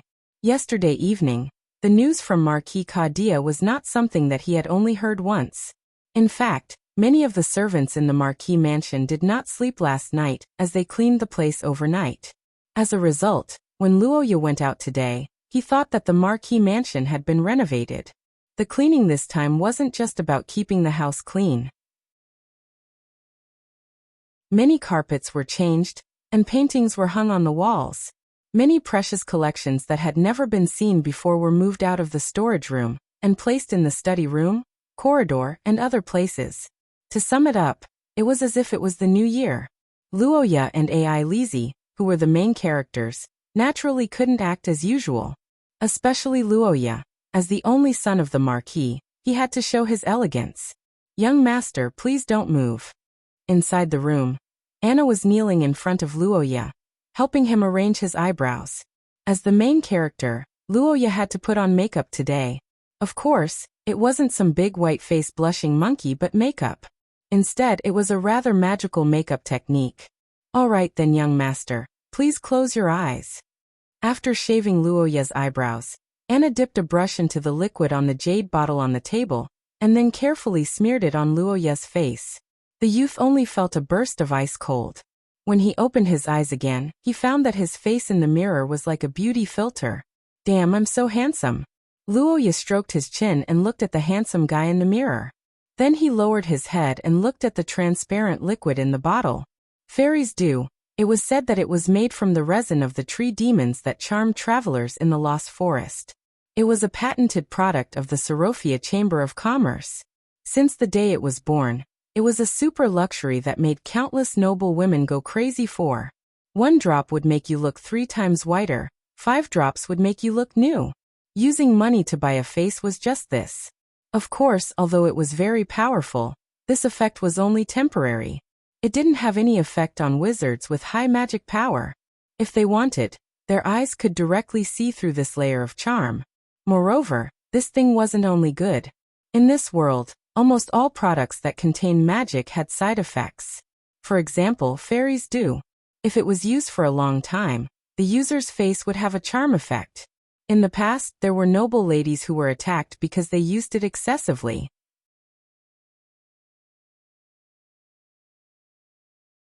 Chapter 15. Outside the door came the sound of the carriage wheels rolling. Roja and Elisa, who were originally blushing because of each other, focused their attention. Anna, who was excited, also suppressed her expression for a moment. The pink wedding atmosphere disappeared and the solemn feeling returned. Luoya squinted his eyes and looked outside. At this time, an exquisite noble carriage slowly drove into the courtyard. The sound of hooves was crisp and pleasant. The snow-white horse made the boy's pupils shrink. The frost-winged horse, the legendary hybrid of a Pegasus and a unicorn. It was born noble and rare. Generally speaking, it could not be seen outside of the holy capital, and most people would not want to own it. Although this type of horse was very strong in all aspects, it had a bad temper, mainly due to its bloodline. The Pegasus was a mythical creature. It was said that it was the mount of the angels. The unicorn was the most lecherous of horses, and only pure virgins were allowed to ride it. It was said that it had followed the high elves in the Second Age. As a hybrid horse with both bloodlines, the frost-winged horse's request was simple and direct. Yes, it wanted all of them. She had to have the blood of an angel and be a pure virgin. There were many requirements, But she was neither as good as a Pegasus nor a unicorn. Although in theory, she could double atavism to become a Pegasus, that was just a theory. She had never seen a Pegasus that was so powerful. But that being said, there were not many families who dared to use it to pull carriages. Or rather, there was only one family who dared to use it. When Luoya realized this, his body stiffened. He raised his eyes and looked carefully. Sure enough, he saw a conspicuous family emblem on the carriage. It was a symbol of two wings overlapping in front of a steel shield. Its name was the Shield of Glorious Wings. And of course, this family emblem was only owned by one family in the theocracy of St. Maester. And that was the royal family, Heathcliff. The theocracy of St. Maester was a country where religion and politics were integrated.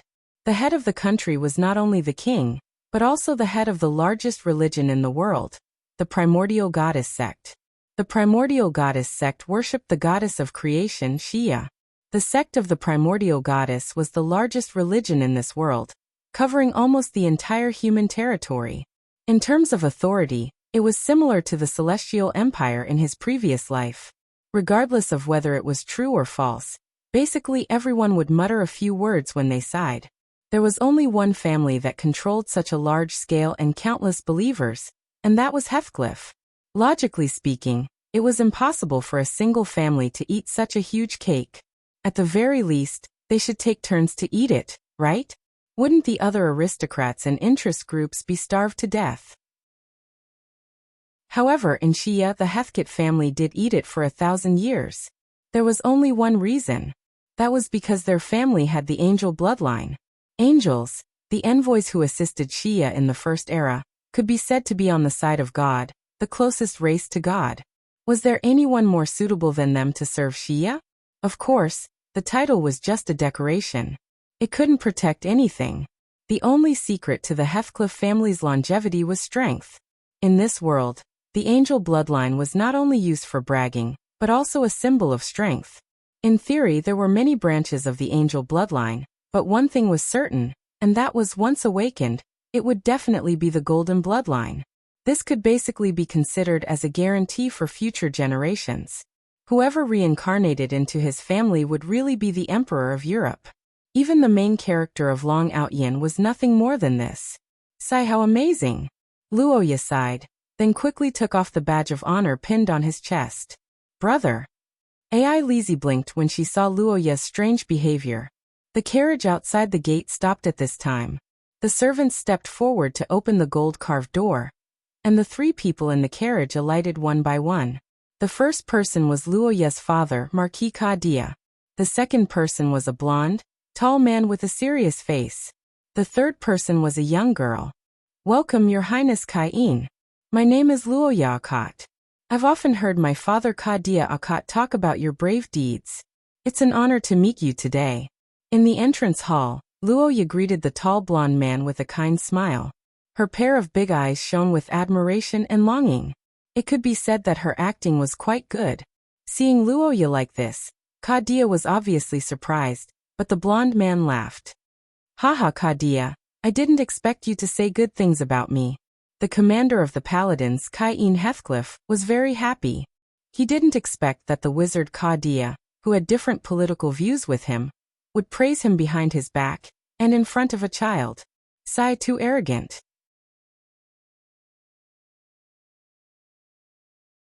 Chapter 16. Nua Ir Heathcrete. This was a name that Luoya didn't want to recall, but it was in the memories of his previous life.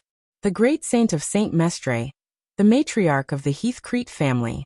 She was beautiful enough to cause the downfall of a city. Wherever she went, she would be surrounded by stars. Together with Ai Lizzie, they were known as the Golden Sun and Silver Moon of St. Mestre. In the original game, she was respected and revered by the students. Of course, she was also one of the 4 characters that could be captured. However, this seemingly perfect young miss was actually not what she looked like on the outside. Her inner self was simply indescribable. To put it simply, Nua Ir Heathcrete was a super sadist. In front of outsiders, she was well educated and dignified like a god, but in fact, she was a sadist in her heart. She even had the nickname of the bloodthirsty angel. Once she fought, The scene was simply unbearable to watch. Nua Ayr was really a very complicated person. You could say that she was evil, but she was very good to the people around her, and showed no mercy to the dark forces. But you could say that she was righteous, hee. Just look at the mountain of corpses and the sea of blood. And the way the girl indulged in killing with her hands stained with blood. One of Luoya's deepest impressions in the game was the scene where the supposedly holy Nua Ayr spread her wings and held her blood-stained cheeks with an intoxicated expression. The fusion of good and evil could be called art. But unfortunately, it was limited to art. In reality, Luoya didn't want to have anything to do with this kind of person. It was better to stay as far away from her as possible. Back then, the protagonist almost lost his life trying to capture her. He risked his life to lick her for 3 semesters before he succeeded. That was really shameless. And what the protagonist could do, how could others do it? If the protagonist licked her shoes, he would live. If a passerby licked her shoes, they would die. What's more, Luoya was a villain. That was a death that couldn't be any more dead. Damn, now that he thought about it, he already had a professional team. Thinking about the coffin board that he exchanged his favorability points for, Luoya's heart trembled. As the boss of the main storyline stage, Nua Ayr contributed a lot when Luoya was killed. This made the youth once again firm his belief. I must not have anything to do with her. Your Highness Nua Ayr, do you like the black tea? Yes, very good. Thank you, Miss Ai Lizzie. In the small living room, Nua Ayr, Ai Lizzie, and Luoya were drinking tea and chatting. An hour had passed since they got to know each other at the entrance, and their parents were having a private conversation in the large reception room. It was obvious that Ka Dia and Prince Kai-in had something important to discuss. Luoya, who didn't have any information, couldn't guess what was going on. However, from the fact that Nua Ayr was also here, Luoya knew at least one thing. That was the Heathcliff family wanted to be on good terms with the Alcott family. And to do so, the shortcut was to start from the beginning. The Alcott family was a marquis, one of the 5 oldest aristocratic families in the theocracy. Even in the holy capital, it was widely known that they were a great aristocratic family. Roping in such a family was naturally a good thing for the Heathcliff family. And the easiest and most worthy member of the Alcott family was Luoya. The descendants represented the future, and having a good relationship with the heirs was equivalent to having a good relationship with the family in the future. This was also the reason why aristocratic children matured early, and were bound to attend various banquets.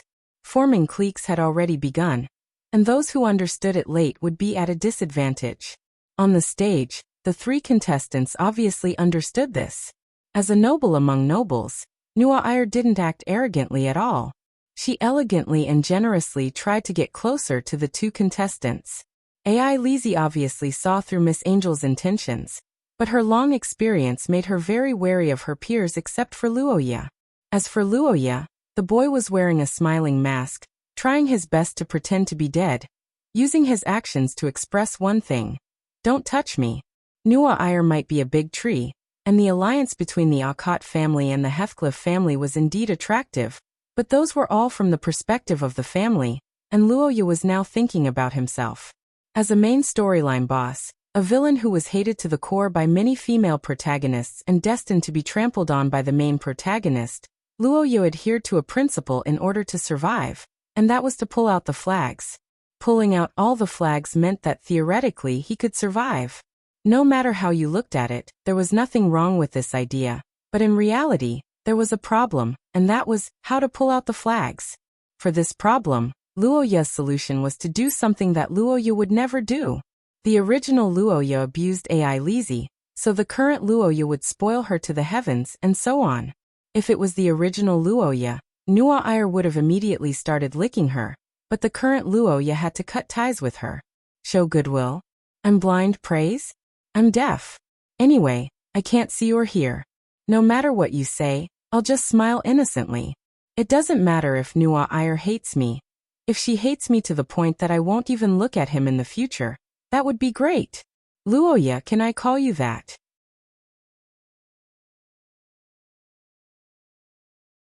Chapter 17. Nua Ayr Heathcliff was a person who was born with a golden spoon in her mouth. Born in the royal family of Heathcliff, Nuair had been the pride of the world since she was a child. As a real princess, she had received the most formal education and enjoyed the greatest amount of resources. She had the best bloodline that could drive the pure-blood nobles crazy. She had a flawless face that was like a gift from God. At such a young age, Nuair was simply blessed by God. She was born with almost all the good things in the world. The nobles and bishops of the palace surrounded her, hoping to leave a good impression on her. Children of the same age were also desperately trying to curry favor with her under the orders of their parents. Praise was like a rising tide that blotted out the sky every day. Nuair, who had received a complete etiquette education since she was a child, always responded with a smile, elegant and perfect. However, deep in her heart, the girl only had one feeling: boring. So boring that it even felt fake. Sometimes, she was so bored that she was going crazy. How did it feel when the whole world only had the same expression? Nuair felt that she was the most qualified person to answer this question. In this day after day of boredom and restraint, Nuair found that she began to have some strange interests in her heart. She especially liked the troubled expressions of others. She enjoyed it every time she saw it. Only occasionally, when her servants made mistakes and needed to be punished, she could release herself, but she could not overdo it. As a member of the Oracle family, she had to be merciful. As for the children of the nobles affiliated with the Heathcliff family, they were completely useless in this regard. Under the hierarchy, they looked at Nuair with a halo. Their longing and obedience came from the bottom of their hearts. Don't punish the innocent. Be merciful to your supporters. This was also the family motto of Heathcliff. Nuair, who had never made a mistake on matters of principle, was helpless. She could only wait silently searching for someone who wore the same mask as her. Someone who could let her reveal her heart without any scruples. Then, today, she finally found him. You're really a liar. That surprises me, Luoya. In the small living room where Ai Lizzie was sent away, a blonde girl was elegantly sipping her tea, the corners of her mouth curling up uncontrollably. Opposite her was a restless black-haired boy. Haha, your highness, perhaps there is some misunderstanding between us. Another lie. But it doesn't matter. You can continue. The way you struggle with all your might is pretty good in my eyes. Nuair squinted her eyes as if she was appreciating something. The happy expression from the bottom of her heart made her delicate face even more delicate. However, in Luoya's eyes, this expression was very familiar.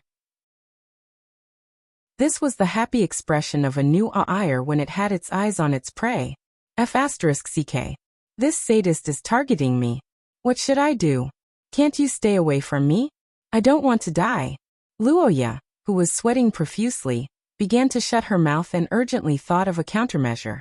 Nuair didn't mind and continued to speak. But to be honest, I'm a little surprised. Let's not talk about other problems for now. I was originally very confident in my own appearance. I didn't expect that even this would be denied by you.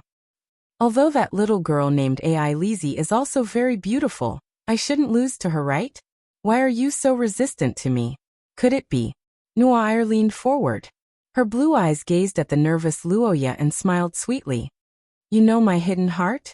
When the boy heard Nuair say this sentence, it was as if he heard the sound of a chess piece hitting a chessboard.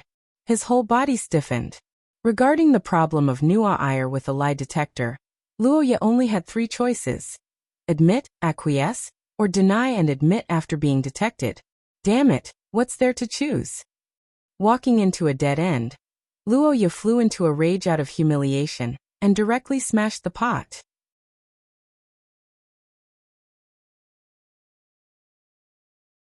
Chapter 18. This was the first time Nuair had a strong desire to possess something in the 10 years since he was born. In the living room, the girl who had her foot between Luoya's legs was smiling. Her cheeks were flushed, and her eyes were filled with the natural power of a superior, as if everything belonged to her. She also had a demonic aura of persuasion, making people unable to bear to reject her. The holy beauty of the angel was currently covered with a layer of evil desire. The young man felt as if he was looking at a grown-up Nuair. However, this was only for a moment. After a moment of absent-mindedness, Luoya hurriedly pulled away from the girl's hand and regained his freedom. What are you talking about? Didn't I tell you to stay away from me? I don't want to have anything to do with you. Luoya sniffed the suddenly sweet air and sighed in his heart. Fortunately, this was a little Nua Air, and not the future version of the Nua Air. Otherwise, he might not be able to resist the temptation. Actually, it was quite nice to be a little pet of a Nua Air.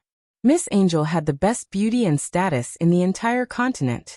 Moreover, she spoiled all her pets and was very possessive. She only allowed him to bully her. Just like the main character in a game, being a dog was quite fun. However, being a dog was one thing, being a dead dog was another. How could a villain and a main character be the same? If he were to copy everything, he wouldn't even know how he died. With the flag as the central goal, everything else was bullshit. No matter how good the treatment was, one had to be alive to enjoy it, right? You clearly know everything about me, yet you still enlighten me. Now you're against me? The rejected Nua Air was a little puzzled. He thought for a moment and said, "What do you hate about me? I can change, or do you have a prejudice against my family?" "Neither. I'm just not interested." "Speaking of which, why do you have to find me?" Luoya asked helplessly. Nua Air was silent for a moment, then said indifferently, "Because I think what you said is still too idealistic. Maybe you don't care about me like this, but others might not. They might use this to attack me and my family, or even threaten me." Nua Air, who had heard countless conspiracy stories since she was a child, was thoughtful and thoughtful. At this moment, she actually had the faint demeanor of a monarch, which made Luoya, who was beneath her, unable to help but hold her breath. F***ck, this is a child who is not even 10 years old? Were all aristocratic children in this world in hell mode? Why were all of them so fierce? No wonder the original Luoya was a flop. Compared to these true elites, the previous Luoya was like a retard. Thinking of this, the youth suddenly remembered that the average age of a commoner's marriage in this world was less than 14 years old. Thinking about it this way, it could be said that the average person matured early, especially AI Lizzie, who had lived alone since she was young. She was even more mature. Don't you have subordinates? The children of the affiliated nobles and the like. That won't do. Letting your subordinates have something on you is also a big taboo. And there is also the possibility of your secret being leaked. No, so they can't do it, but I can. Luoya asked strangely. Nua Air blinked and rubbed her cheeks as she pondered. I don't know why, but I have a feeling that you won't betray me. Moreover, as one of the 5 great aristocrats, spreading my scandal won't benefit you much. Besides, there is also Uncle Kadia. The more the blonde girl thought about it, the more she felt that Luoya was reliable. Seeing this, the youth panicked and hurriedly interrupted this troublesome thought. All right, don't think about it anymore. Can you put your foot down first? AI Lizzie will be back soon. Aya, are you worried that I will be exposed? Worried about your head? Luoya, who was having a headache from Nua Air's questions, directly reached out and pulled the girl's foot down. The feeling of his hand touching the girl's ankle made the youth's heart skip a beat. TSK, she is quite delicate. Oh right, I forgot to ask before. How did you know about my hobby? Is it a mind-reading skill? Mind-reading your head. If I had that kind of cheating skill, would I be tricked by you? I just know what kind of person you will be in the future. Luoya, who was secretly ridiculing in his heart, did not show it on his face, as if Nua Air was mentioning a trivial matter. No comment. Chapter 19. Kadia felt that his son had made a name for himself. Leaning back in his chair, the Marquis recalled today's surprise. Today's meeting was originally meant to be a meeting between Prince Cain and Kadia to discuss matters regarding the Order of Knights. Coincidentally, Kadia's child was recently receiving guidance from the Order of Knights, and Cain, who doted on his child, wanted to give his child a break, so they came together by coincidence. But Kadia didn't expect this coincidence to lead to an unexpected development. Nua Air Heidi Crete. This was a name that all the nobles in Saint Mestre were familiar with. She had a pure bloodline, an excellent character, and limitless potential. She was a perfect princess, and although she was young, No one dared to underestimate her. If there was a flaw, it would be that she was too perfect for a child. She wasn't close to anyone other than her family. Even Kai-in would sometimes complain that his daughter didn't stick to him, as if she didn't want others to understand her. But today, such an independent and aloof flower actually threw herself into the arms of someone she met for the first time. She was even reluctant to part with him. If Ka-dia hadn't seen it with his own eyes, he wouldn't have believed it. What was even more unbelievable was that this person was actually his son. Shia above, what the hell is going on? Ka-dia was confused. After Kai-in and the others left, he repeatedly sized up Luoya several times, but couldn't find anything. He could only attribute it to Luoya's own efforts. Ever since that conversation, the youth had changed a lot. This time, the way he received guests was also very different from before. He was very polite and natural. But even so, Luoya must have put in a lot of effort to build a good relationship with the princess. It's been hard on the child. Ka-dia lamented that it didn't exist. In fact, it was the complete opposite. He looked at Luoya with a kind gaze. As a father, Ka-dia often thought about how to pave the way for Luoya. He wanted to let his child, who didn't have any supernatural powers, live a better life in this mysterious world.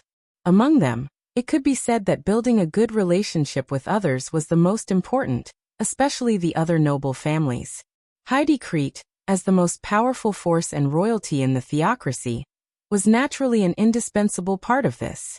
Originally, Ka-dia wanted to pass on his knowledge to Luoya through his relationship with Kai-in, but he didn't expect that this meeting with Heidi Crete would make it so that he didn't need to do so. On the contrary, Noel's intimacy with Roha made Ka-dia begin to consider whether to change the position of the Akate family and take a step closer to the royal family. With the protection of the royal family and the Akate family, even if Roha didn't have any power, he should be able to live peacefully for the rest of his life. And with the situation of the two children, they should be friendly in the future. Maybe even, no matter what, it was too early to think about this. Ka-dia glanced at the boy who was feeding AI Lizzie and shook his head slightly.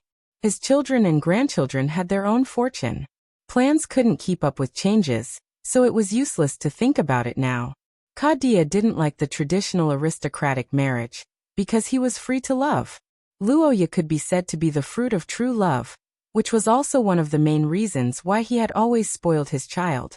Looking at the warm scene of his cute son feeding his young adopted daughter, Ka-dia, who was already in a good mood, ate an extra lamb chop. However, he didn't know that Luoya's feelings were completely different from his. Master, did I mess things up?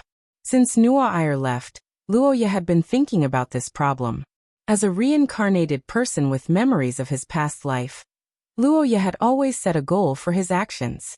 That was to remove the death flag, in other words, to survive. To achieve this goal, Luoya had already summarized several necessary and insufficient conditions. Among them, avoiding the decline of his family, treating AI Lizzie well, and not getting involved with other storyline characters was also one of them. But today, this plan met with a major failure. Don't even talk about getting involved, he was already being targeted. Moreover, it was by one of the four main female leads, Nuair, who was the most difficult to deal with. Calm down at this time, I must be calm. If I think hard, I'm not in a desperate situation. In the end, the reason why he didn't want to meet characters from his past life was because he was afraid of the so-called storyline force. However, after observing for so long, Luoya felt that this kind of thing didn't exist in this world. This was a real world and not a game world. Most people's brains were normal. There was no such thing as love or hate for no reason.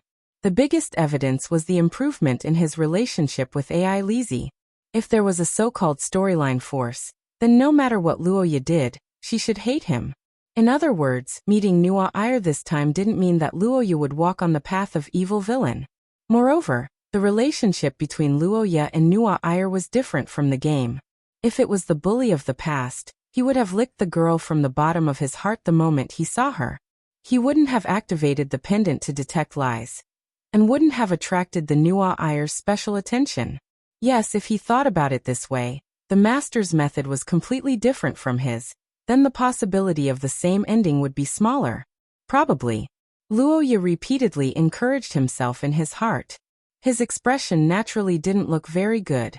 That distracted look was completely different from the way his eyes lit up when he looked at AI Lizzie.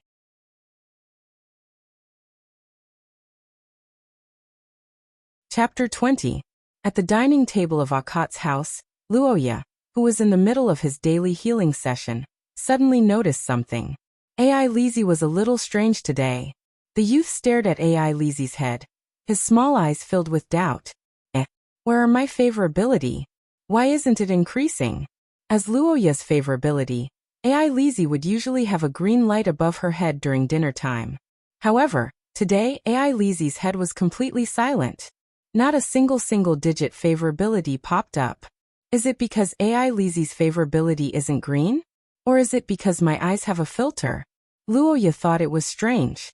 He thought that there was a problem with his system, but when he turned his head, he saw Kadia looking at him with a green light above her head. That's not right. There's nothing wrong with the system. Could it be that there's a problem with AI Lizzie? Thinking of this possibility, Luoya carefully observed the girl. Sure enough, he found something strange. Today, AI Lizzie kept her head down and didn't speak much. The smile on her face was very forced. Tears welled up in her ruby-like eyes, as if she was being bullied. What's going on? Seeing AI Lizzie's expression, Luoya was furious. As the core power source of the favorability system, AI Lizzie could be said to be extremely important to Luoya. She could even affect the revival of the territory and affect Luoya's life and death. At this time, whoever dared to make AI Lizzie unhappy was going against Luoya. They were hindering the development of the territory and indirectly trying to kill him. This kind of person should be knocked over with a punch and then stepped on 10,000 times. Although he was furious, Luoya's face revealed a gentle smile. He began to ask the girl why she was unhappy. He didn't expect AI Lizzie to stare at him speechlessly. What's going on? Luoya, whose head was full of question marks, thought for a moment and then softened his tone. AI Lizzie, what do you want to say? Is there something that even I can't tell you? Luoya asked several questions in succession, but the girl responded with silence. Seeing this, Luoya felt even more strange. What's going on? AI Lizzie was usually very obedient. Why wasn't she saying anything this time? Could it be that there was something hidden? No, he had to get the answers no matter what. Having made up her mind, Luoya rolled her eyes and started her shameless acting career again. Is that so? You can't tell me. I understand. The young man who was staring at the girl said in a low and powerless tone, as if he had suffered a blow. Originally, I thought that AI Lizzie would be able to open her heart to me. Now it seems that I overestimated myself. Sorry AI Lizzie, pretend that I didn't say anything. Luoya sighed dejectedly, causing the silent girl to suddenly raise her head. AI Lizzie saw the young man's dejected look and felt pain in her heart. She hurriedly explained. No, it's not like that. The girl wanted to confess, but she hesitated several times. In the end, she could only lower her head and slowly squeeze out a sentence with difficulty. Big brother, you don't like AI Lizzie anymore? Luoya, who was in the midst of acting, was stunned when he heard AI Lizzie's question. He unconsciously asked a silly question. Then he widened his eyes and asked in confusion. Why would you think that? Because compared to me, Big brother likes Miss Nuair more. Chapter 21. This was the first time Luoya experienced the feeling of being spammed by the system since he had the system. In the living room, the young boy was hugging the young girl. His eyes were filled with green light. In just 10 seconds, more than 20 messages had appeared, scaring Luoya. Damn! Why do I feel like this wave of messages is catching up to all the previous ones? But AI Lizzie is fine, but why are you green too? Luoya turned around and looked at Anna, who was spamming green light with tears in her eyes. His head was full of question marks. What's going on? Why is she crying? The young boy was confused and couldn't figure out what was going on.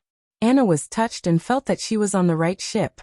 Sure enough, the young master and the young miss are true love. No matter how good the princess is, it can't compare to the true love between the young master and the young miss.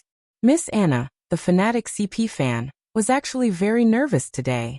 Nuwa Ayer's perfection was not only seen by Luoya and the others, but also left a deep impression on the servants of the Marquis mansion.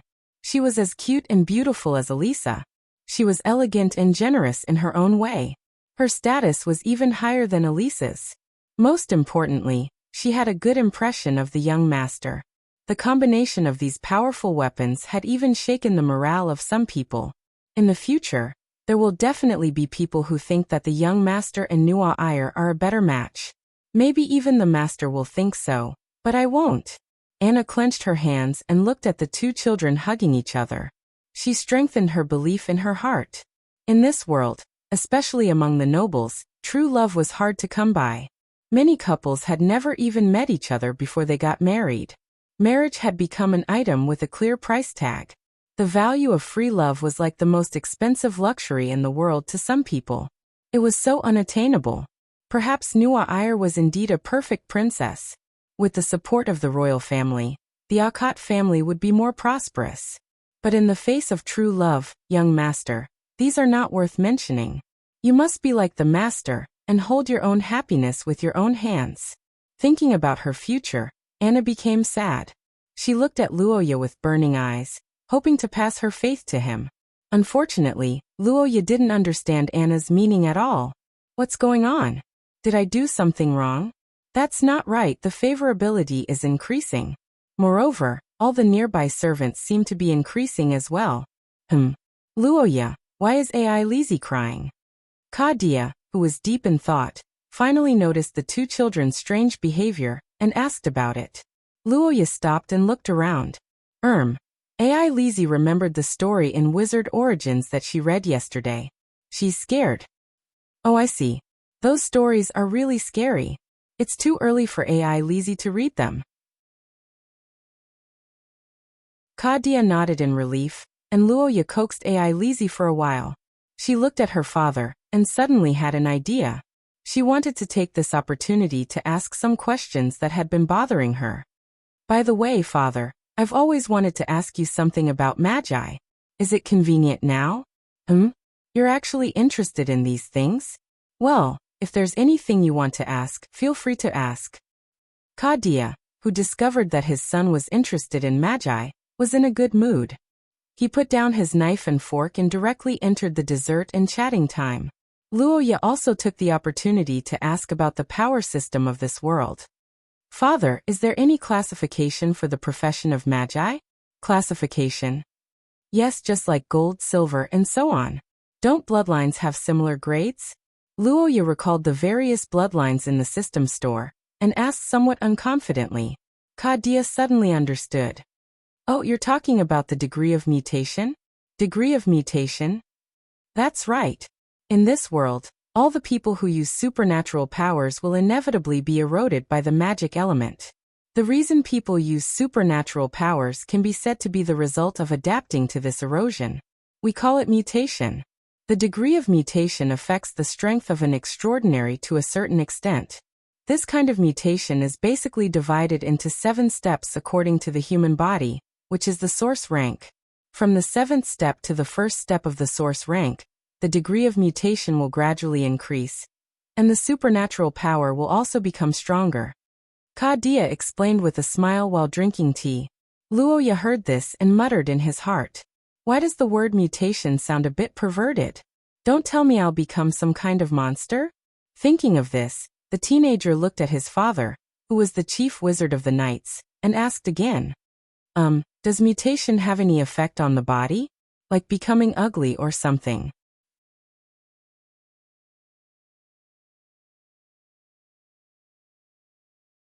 Chapter 22. Within the cafeteria, Kadia carefully explained to Luoya the structure of this world's supernatural powers, allowing Luoya, who had never really understood much about these things, to completely reconstruct himself. Kadia first explained the concept of shamans.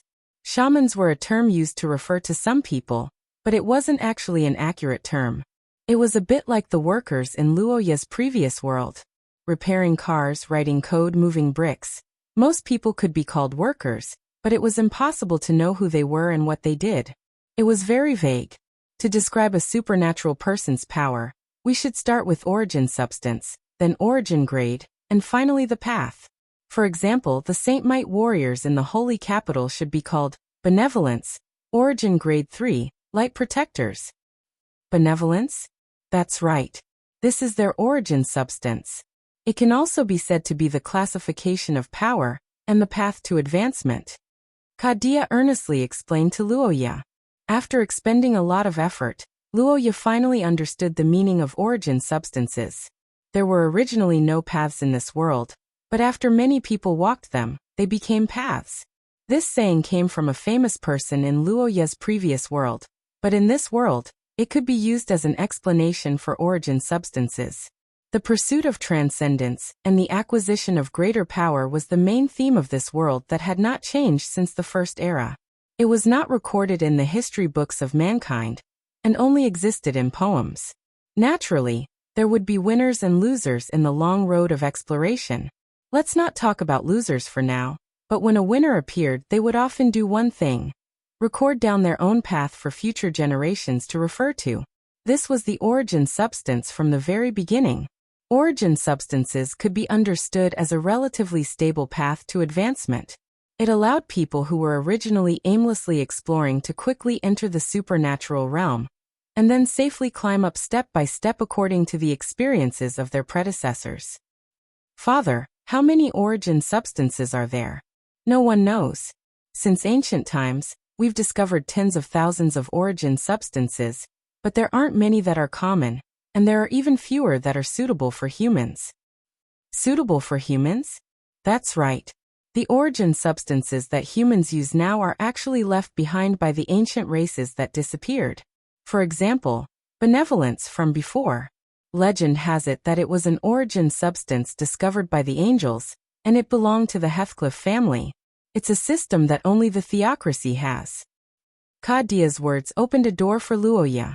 Before this, the youth had never thought that the supernatural power in this world would be so complicated, and there was no such thing as a warrior profession. No wonder the game in his previous life had completely omitted it. I understand. Then, Father, you belong to the origin substance, benevolence system? No, my origin substance is wisdom, an origin substance that originated from the scholar's country, Bulonia. Its origin can no longer be traced, and it is one of the 3 origin substances recognized by the Church. 3 substances, origin substances? Yes, Saint Mestre's mercy, Bulonia's wisdom, and Penda's courage. These 3 origin substances are deemed to be the most suitable for humans, and are also recognized by the Church. Other than that, the Church doesn't recognize any other origin substances. Those who use them as the source of power are deemed as heretics. But why is that? Apart from these 3 most suitable origin substances for humans, the other origin substances are either very unstable or unsuitable for humans. Following this system might have serious consequences, such as not being able to advance smoothly, or having terrible side effects. I see. Then, what happens if I'm judged as a heretic? If you're judged as a heretic, you won't be able to enter the Holy Capital. The Shia Church in all the countries will not receive you, and you won't have any of the benefits of the Church. You can say that you're being ostracized, but that's all. Won't I be caught and burned to death? Luoya asked carefully, and Kadia was stunned. Of course not. There are too many small sects in each country. Even the theocracy doesn't have the power to do such a thing. Besides, many heretics didn't commit any crimes, so how could they be burned to death? However, there are some extremely vicious heretics that are within the theocracy's attack range. Oh, that's good. That's good. Hearing the man's answer, the boy heaved a sigh of relief and felt a little safer. It seemed that the Church in this world wasn't as scary as the Middle Ages in his previous world. They wouldn't randomly use witches to judge people and put them on the stake. This made Luoya, who was in the gold exchange district, calm down a little. Then, what happens if the nobles in our theocracy are heretics? Won't they be killed? Not if they haven't committed any crimes, but they will be stripped of their noble status. TSK, isn't that the same as being crippled? Chapter 23. Luoya was quite familiar with the country of scholars, Bologna. In the game of his previous life, it was a place that Luoya was quite familiar with. In a word, it was a place similar to Academy City. There were scholars doing research or students who came to study everywhere. It was full of the vitality of adolescence. But in his previous life, Luoya naturally wouldn't think about the long history and significance of a place in the game. But now, Luoya suddenly felt the prosperity and power of that place. Established a country. The power of the school is so strong to this extent? Yes, but it's not a single school, but a parliament jointly established by many schools. The system is relatively loose and friendly to the nearby countries. It's now regarded as a talent supply base for various countries. Kadia looked at Luoya and Ai Lizzie who were listening to him and smiled. You will go there in the future. When the time comes, you must enjoy it. School life is a once-in-a-lifetime experience. Father, have you been there? Ai Lizzie, who had stopped crying a long time ago, asked curiously after hearing Kadia's words.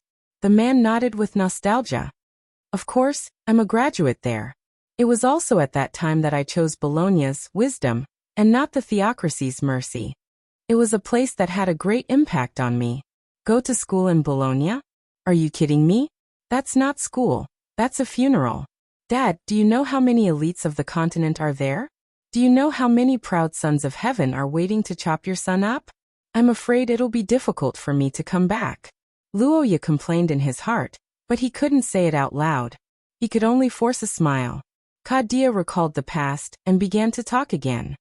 If the wizards are a large group, then another group of the same size, or even larger, is the knights. I don't need to say the rest, but you should know. The kingdom of knights, Pandey. That's right. Knights are also divided into different factions, but due to the differences between each person, there aren't many organizations. Pender's royal family is the largest faction, and they hold the core secrets of the courage, origin substance. Luoya nodded silently after listening to Kadia's explanation. She had finally grasped the crux of the matter. The source substance was the core technology. As long as one mastered the channel and method of ascension, one could continuously cultivate extraordinaries and become the overlord of a region. For example, the Heathcliff family, which had the bloodline bonus, was simply the king of kings. Was it too late to lick the Nuair now?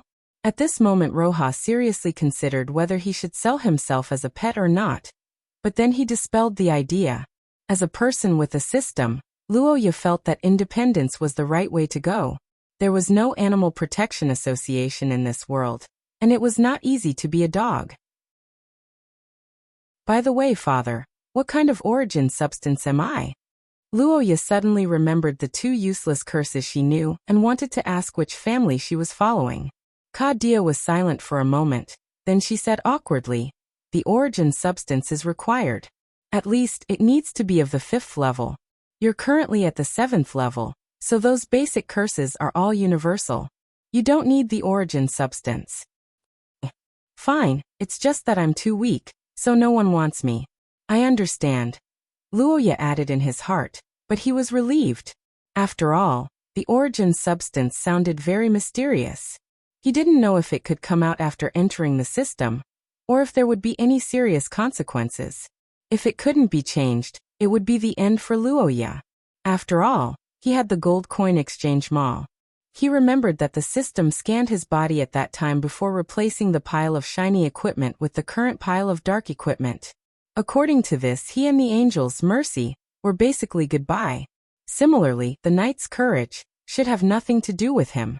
Among the 3 origin substances, only wisdom could be counted on, but it was more likely to be a pagan origin substance. As for a cult, Luoya wouldn't consider it. If a pagan was caught, they would be exiled. If a cult was caught, they would be directly arrested and sent to jail. If they committed a crime, they would be beheaded. Of course, the most important thing was that Luoya in the game's plot should be a cult. So for this part, no matter how big the temptation was, Luoya wouldn't touch it. It was simply courting death. But if it was possible, Luoya didn't want to go to that troublesome school. Wouldn't it be good to be bored? Wouldn't it be good to eat and sleep every day? Do you have to meet the male and female protagonists? Father, you know my situation. I'm not interested in supernatural powers. I just want to govern the territory well. Can I not go to Bulona? Luoya asked tentatively, making the bright-eyed AI Lizzie's little face collapse. However, Kadia shook his head. No, you still have to go. Chapter 24. What are you curious about? You're the same age as Nuair, so of course you'll go to school together. No, I know that, but why do I have to accompany her? Luoya asked with a pale face. After Kadia's explanation, she finally understood what was going on. Even though St. Freya Academy was an academy, the students were basically nobles from various countries, and there was a natural relationship between them. Under such circumstances, it was common sense to form a group with the students from their own country. And Nuair, as the princess, naturally couldn't be let out. In fact, all the children of the same age as Nuair in the theocracy would go to school that year to increase the influence of the students in the theocracy and prevent the heirs from being bullied. To put it bluntly, it was an escort. Of course, this kind of escort wasn't written in any documents, but for the children of the same age as the royal family, it was a good opportunity because they could get a free ride. St. Freya Academy was the best academy, and the tuition fees were quite expensive even for the nobles. Many small noble families couldn't squeeze out that much money for their children to go to school. But in this year, as long as you said that your child wanted to go to school but didn't have the money, the royal family would immediately rush over to stop you. Hey, that's not right. No matter how hard it is, you can't let your child suffer. And no matter how poor you are, you can't be poor in education. Do you know St. Freya Academy? The best academy in Shia. I'll pay to send your child to school. Oh, right. Our princess is also going to school this year. What a coincidence. So cough cough, you get it, right?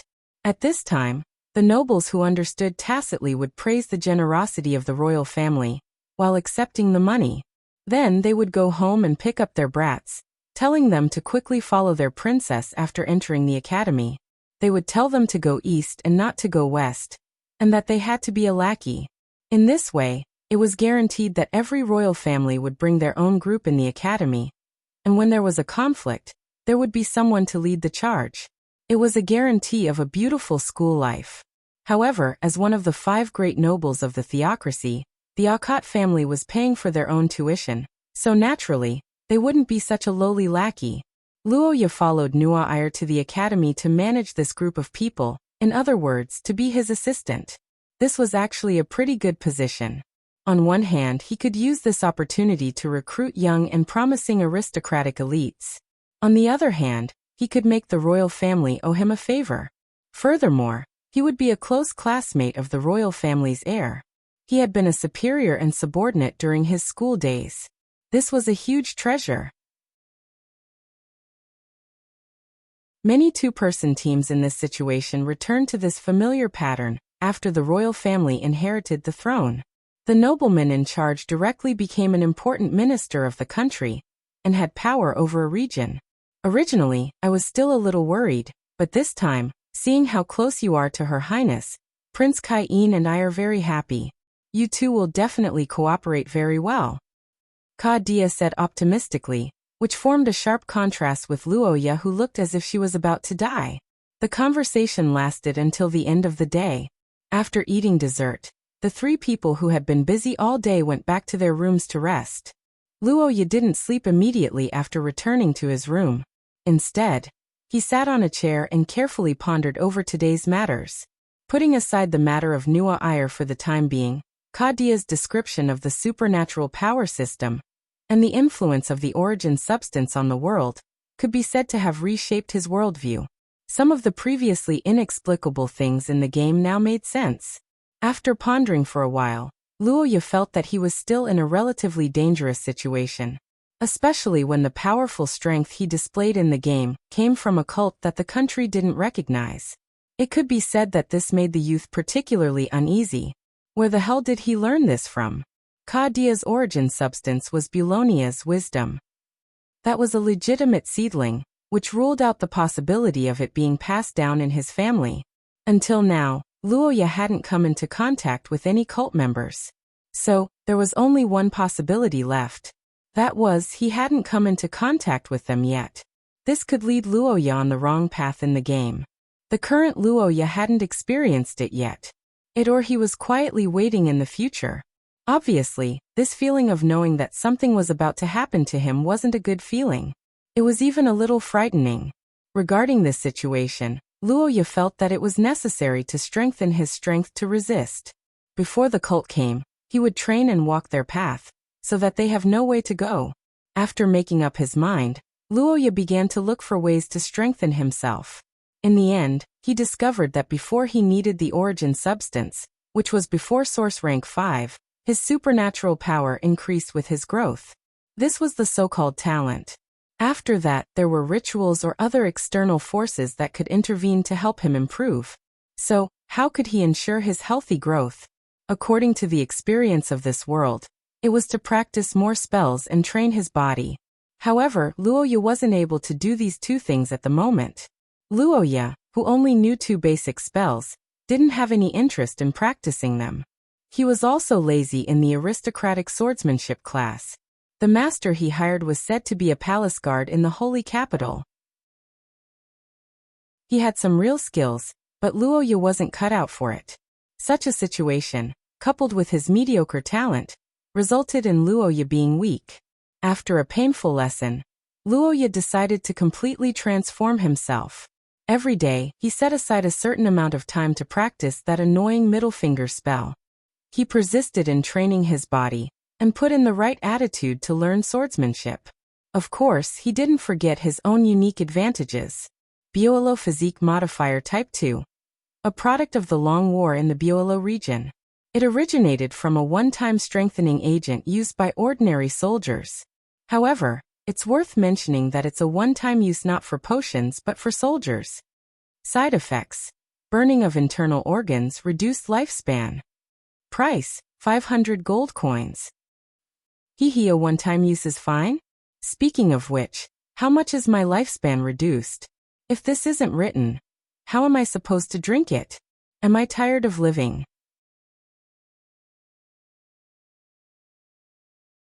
Chapter 25. Luoya had always felt that the items in the gold exchange district were very strange. From the previous bloodline to the current blood improvement potion, all of them had side effects that made him doubt his life. The blood improvement potion cost 500 gold coins. In order to not die after taking the potion, he had to spend another 1,500 gold coins. This logic was simply amazing. It could be said to be the strongest bundled sale. The people of Burrow were truly fortunate. Luoya exclaimed in surprise. Then he looked up Burrow and found that there was no such place in the empire. After that, Luoya asked the tutor who taught him geography and customs, but he still found nothing. Young master, although there is such a place, it's within the empire's borders. Furthermore, there was no war there. It doesn't match your description. I'm afraid you remembered it wrongly. The white-bearded and white-haired old scholar, Floret, who was said to have traveled around the world when he was young, said so. He looked at Luoya with eyes full of disdain. In his eyes, this was a rumor that this ignorant and incompetent young master had heard from somewhere. If he couldn't answer the question, Luoya could find an excuse to skip class. Alright, I understand, Teacher Floret. Then let's begin the class. However, what he didn't expect was that Luoya didn't use this as a pretext to make a fuss. Instead, he seriously attended the geography and customs class. However, after the class, he asked a strange question. Teacher Floret, is there anyone who still has a map of the human world before the Third Era? A map before the Turan Rebellion? No, that's too ancient. Maps themselves are extremely expensive items. I'm afraid that only the royalty of each country would have a map from 1,000 years ago. I see. I understand. Luoya nodded and bid farewell to this old scholar who had a bad temper. He knew that the burrow in the system should only exist in the distant past, at least 1,000 years ago. After the Third Era, the westward migration had dealt a considerable blow to human civilization. Most of the documents and information had been lost. Naturally, there was no way to verify the location of Burrow. In fact, The war-torn area where this incredibly powerful potion was invented no longer existed in anyone's memory. A lost history, a buried civilization? Luoya muttered to himself. Suddenly, he felt an inexplicable sense of desolation. Perhaps in this world, Luoya was the only one who knew about Biolo, the place that had experienced many wars and had strange but miraculous effects. Forget it, it's useless to think so much. Let's think about how to raise the money. Luoya didn't have the time to be sentimental. He needed to raise a sum of money as soon as possible, and buy the item within a month. It wasn't that Luoya was impatient and wanted to improve his body and potential immediately. The real reason he was anxious was because of the following lines in the system: Frowny Face limited offer this month. 50% off. Be on the lookout. Physique modifier type 2 price. 250 gold coins. Biolo hyperthermal buffer. Price. 750 gold coins. Limited time special offer. 50% off. He saved a total of 1,000 gold coins. Not only that, but it's also the basic body improvement that Roha wanted. Although its price doesn't seem to be high level in the system, but this kind of potion isn't sold in any country. It's a priceless potion. The items in the gold exchange area were changed once a month, and there were only 2 discounted items. It was because of this that Luoya was especially anxious. The potato chips next door weren't always at half price. Wouldn't it be stupid not to use this kind of bargain? However, even if it was 1,000 gold coins, it was still too much for Luoya. His pocket money was only 20 gold coins a month. Even if he went out to ask Kadia for money, he would only give him a few dozen or 100 gold coins.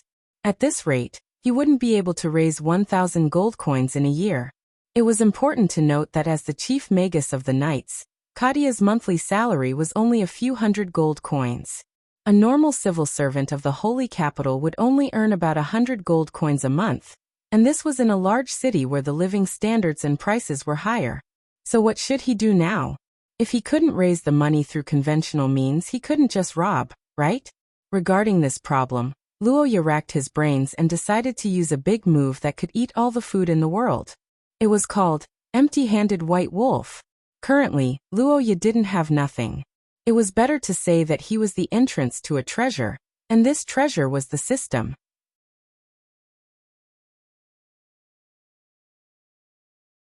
Chapter 26.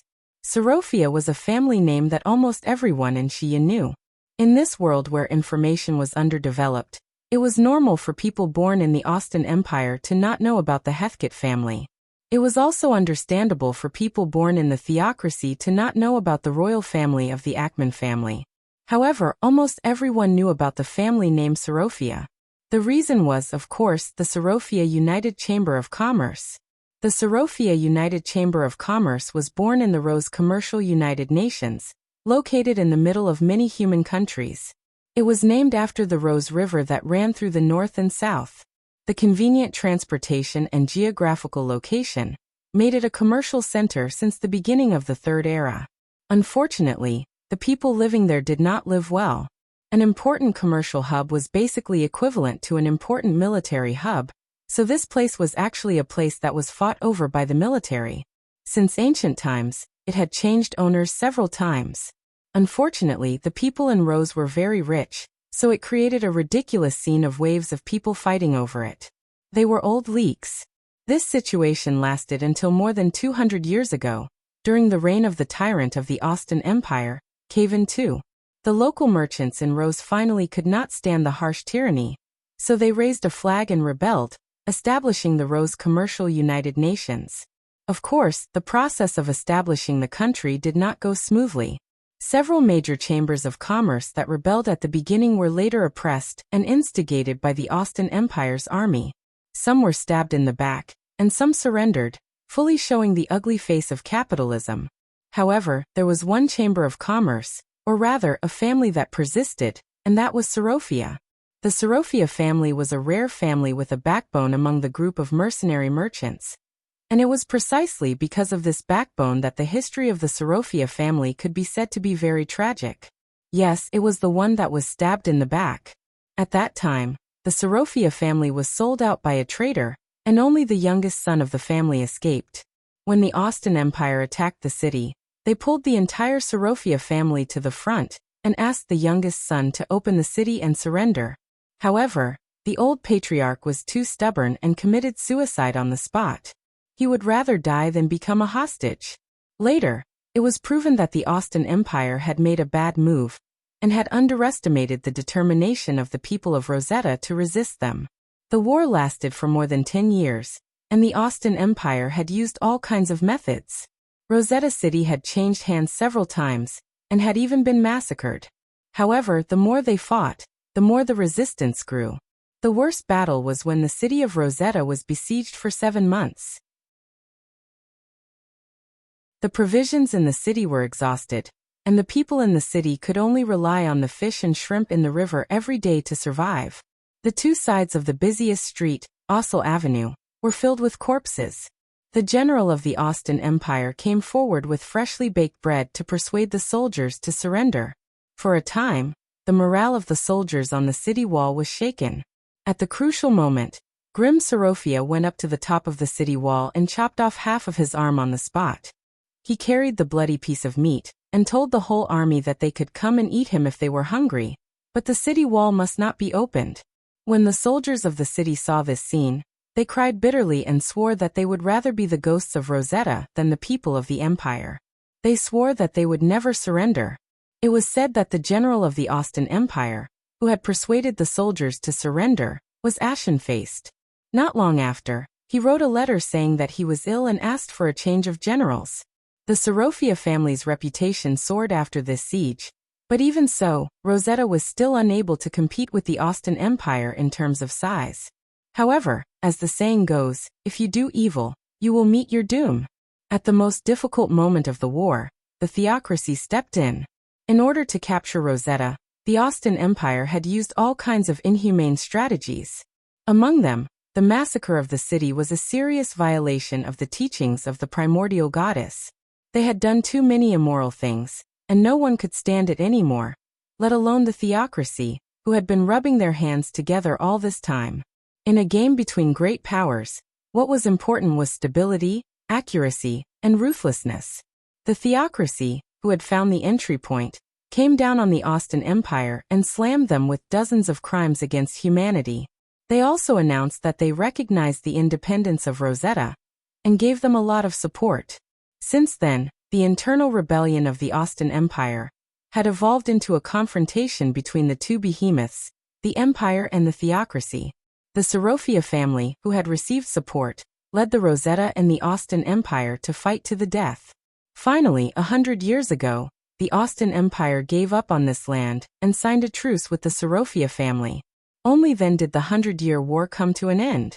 The Sorofia family had sacrificed a lot in the process of establishing the Rosetta Commercial Union. Several generations of patriarchs had died in the war, and because of this, they had received great rewards after the war. The originally complicated Rosetta basically became the law of the land, and the Sorofia Chamber of Commerce officially stepped onto the stage of history. Now that 100 years had passed, the Sorofia Chamber of Commerce had spread all over the world, and their family had also become the richest family in the world.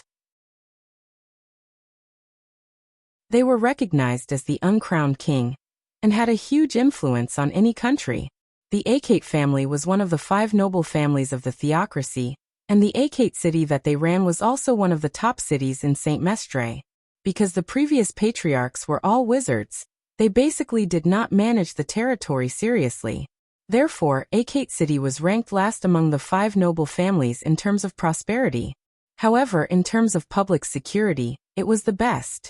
No one was so blind as to commit crimes in the territory of a military boss.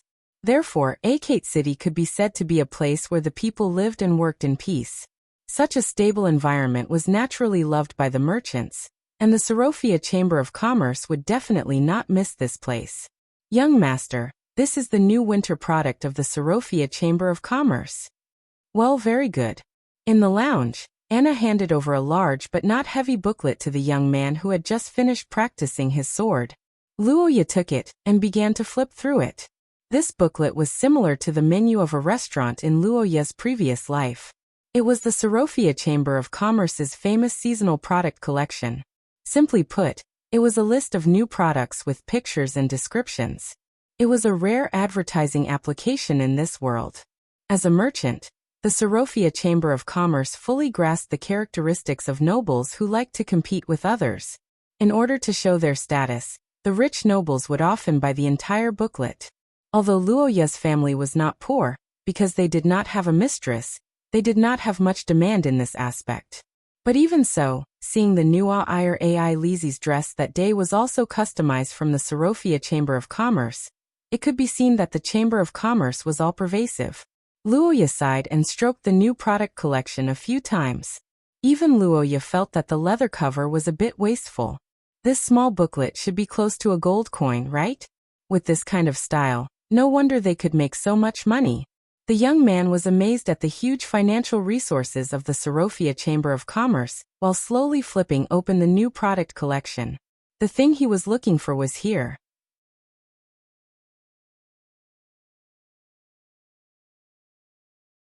Chapter 27.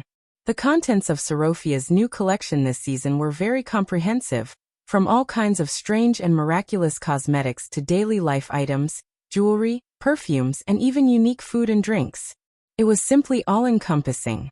The clothes only had the fabric, the designer, and the tailor's name, but there was no specific style because one of the things that noble women were most afraid of was wearing the same clothes. It would be very awkward if two people wore the same clothes at a ball, so Sorofia sold designers. After buying, they would visit the owner and design the clothes according to the owner to ensure that every dress was different. AI Lizi's dress was a gift from Kadia when she first entered the door. It was really beautiful, and now it was a girl's favorite treasure. Of course, Luoya wasn't looking for these things. Although this new collection was beautiful, there was only one page that was useful to him. That was the purchase list on the last page. The role of the Chamber of Commerce was not only to sell, but also to buy, and this purchase list was the purchase request of Sorofia or its customers. For example, Luoya wanted soap, but there wasn't any in the area around Akate City. Then Luoya could go to Sorofia and ask them to add in the purchase list something with a fragrance that could cleanse the body. This way, if anyone in the other parts of the theocracy had something like this, they could directly sell it to the local Sorofia Chamber of Commerce. Of course, in reality, they could get something like a stone with the same effect. This kind of request could only be made by big customers, and they had to deposit a part of the funds to the Chamber of Commerce in advance. After that, they still had to pay a reward. It could be said that this was a high-end business. What Luoya wanted to do now was to pick something to sell. There were two reasons for this.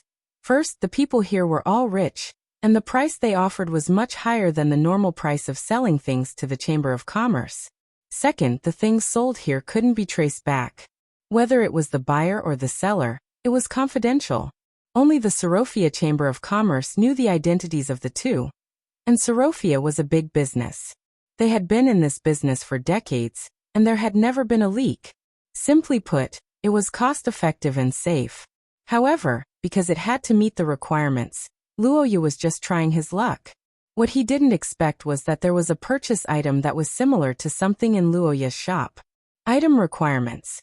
Calming effect, suppressing the corrosion of the curse, preventing the undead. Luoya stared at these conditions, and then looked at the system's gold exchange area. Sanswoma's calming lamp.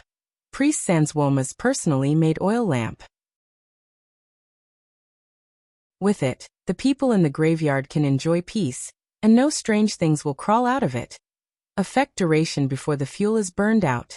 Price, 5,000 gold coins. It seems. Luo of the undead.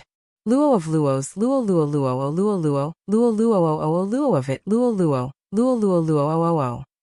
The Luo Luo Luo O, however, considering that the undead state should be the cause of the curse corrosion, this lamp should also be able to prevent the curse corrosion. It seemed that the conditions were quite compatible. Luoya nodded secretly, put the new product collection on the table, and then thought quietly.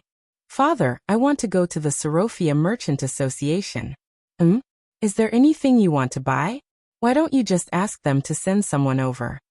In Kadia's study, Luoya made a request to go out, which made his father, who was writing something, a little puzzled. As a young master who was always provided with clothes and food, Luoya had never gone to the Sorofia Merchant Association by himself.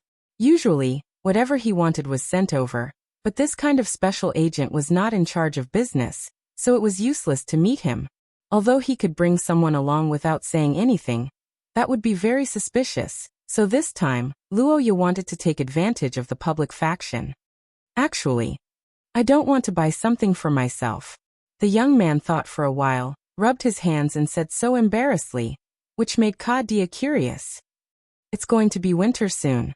Since AI Lizzie came into our house, I haven't bought her any gifts, so this time, Sorofia Merchant Association has a new product, so I want to take a look and give her a surprise. Oh, is that so?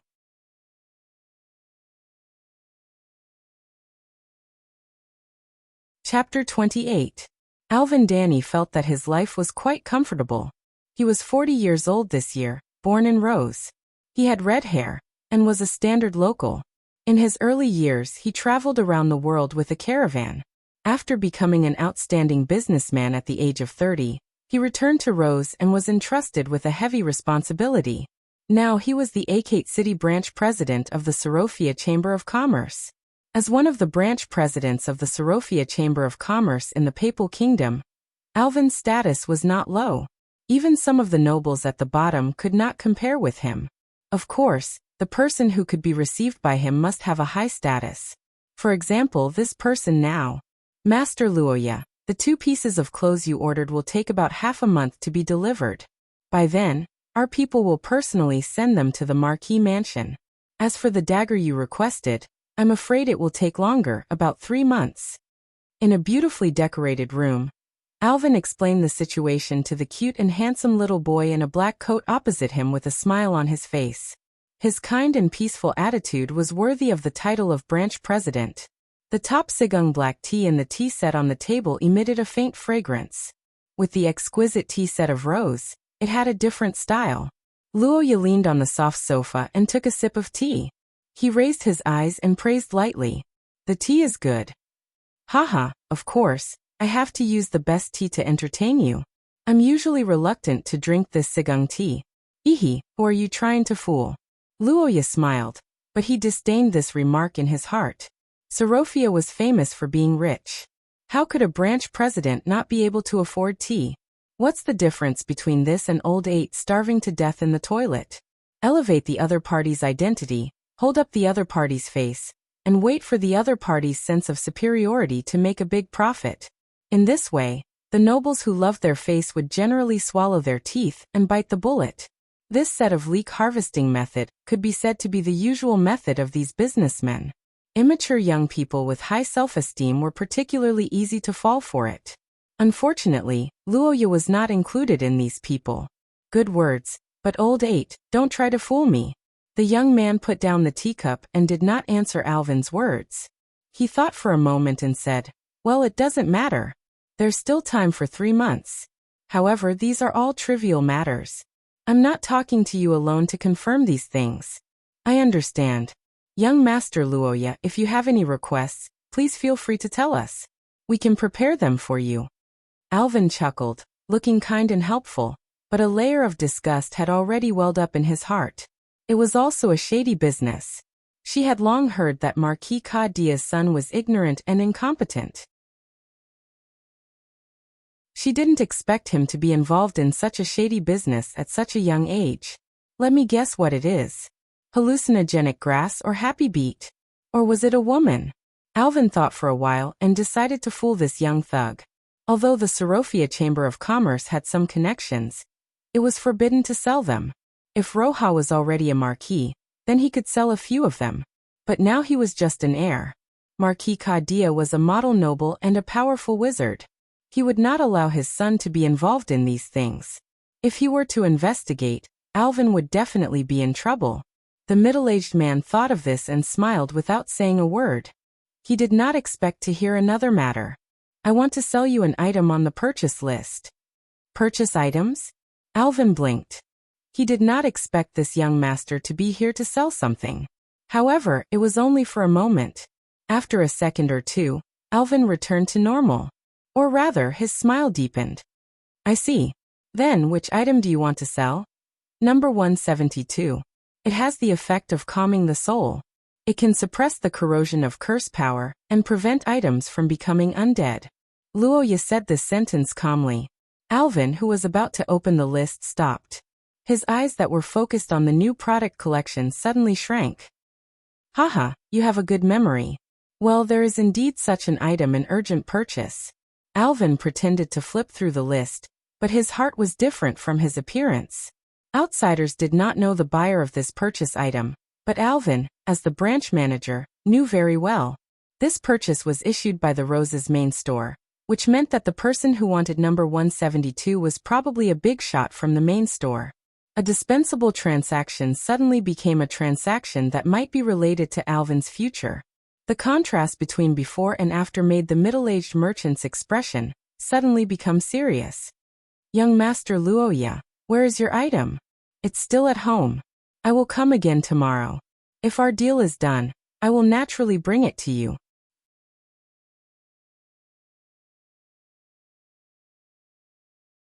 Chapter 29. 50,000 gold coins. The middle-aged merchant in the reception room was shocked when he heard this number. The burning flame in his heart was like being splashed with a basin of cold water. He looked at Luoya, who was asking for an exorbitant price. He wanted to refute his ridiculous price on the spot, but when he thought of what he said before, he held back his words. That young Master Luoya, you may not know the market price. This price is really too high. Alvin rubbed his hands and smiled awkwardly. 50,000 gold coins. This is more than enough to buy a house in the holy capital. It's really too high for an item.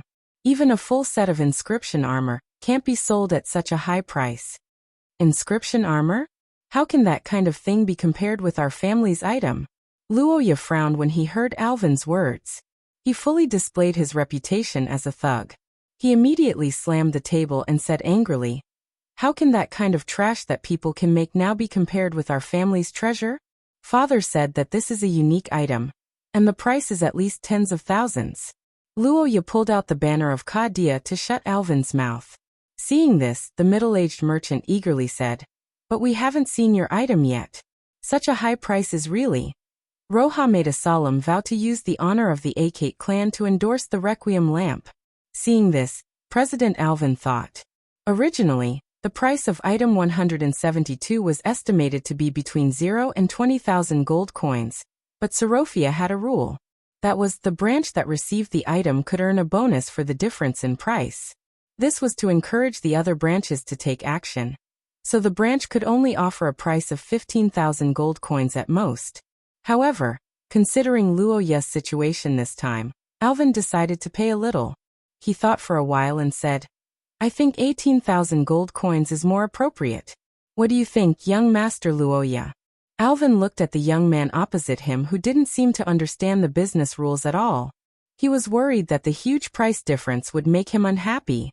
However, he didn't expect Luoya to put down the teacup and walk out without saying a word. Wait, young Master Luoya, what are you doing? Alvin, who had been a traveling merchant for half his life, quickly stepped forward and stopped in front of the black-haired youth. Upon seeing this, Luoya said indifferently, Mr. Alvin, I doubt your sincerity now. The price you offered is not even half of mine. Young Master Luoya, your price is really too high. 18,000 gold coins is really our limit. Alvin's wrinkled old face looked extremely sincere, like a poor leek that didn't earn a penny. Luoya glanced at him and nodded with a smile. Damn it. Do you really think I'm that easy to harvest? Today, I will let you experience the sharpness of the feudal scythe. So that's how it is. Looks like the Sorofia branch in Akate City is still not big enough. What? With a slightly disappointed expression on his face, Luoya reached out and patted Alvin's chest. President Alvin, I know that your branch's financial resources are limited, so I won't make it difficult for you. I will go to the Holy Capital for Her Royal Highness' birthday party in a while. I believe that the Sorofia branch in the Holy Capital should meet my needs. Luoya's words made Alvin's eyes widen, and then cold sweat dripped down his back. Wait, this isn't right. If what Luoya said was true, Then Alvin was about to lose not only 2 sales that would make anyone envious, but also his evaluation in the entire Chamber of Commerce.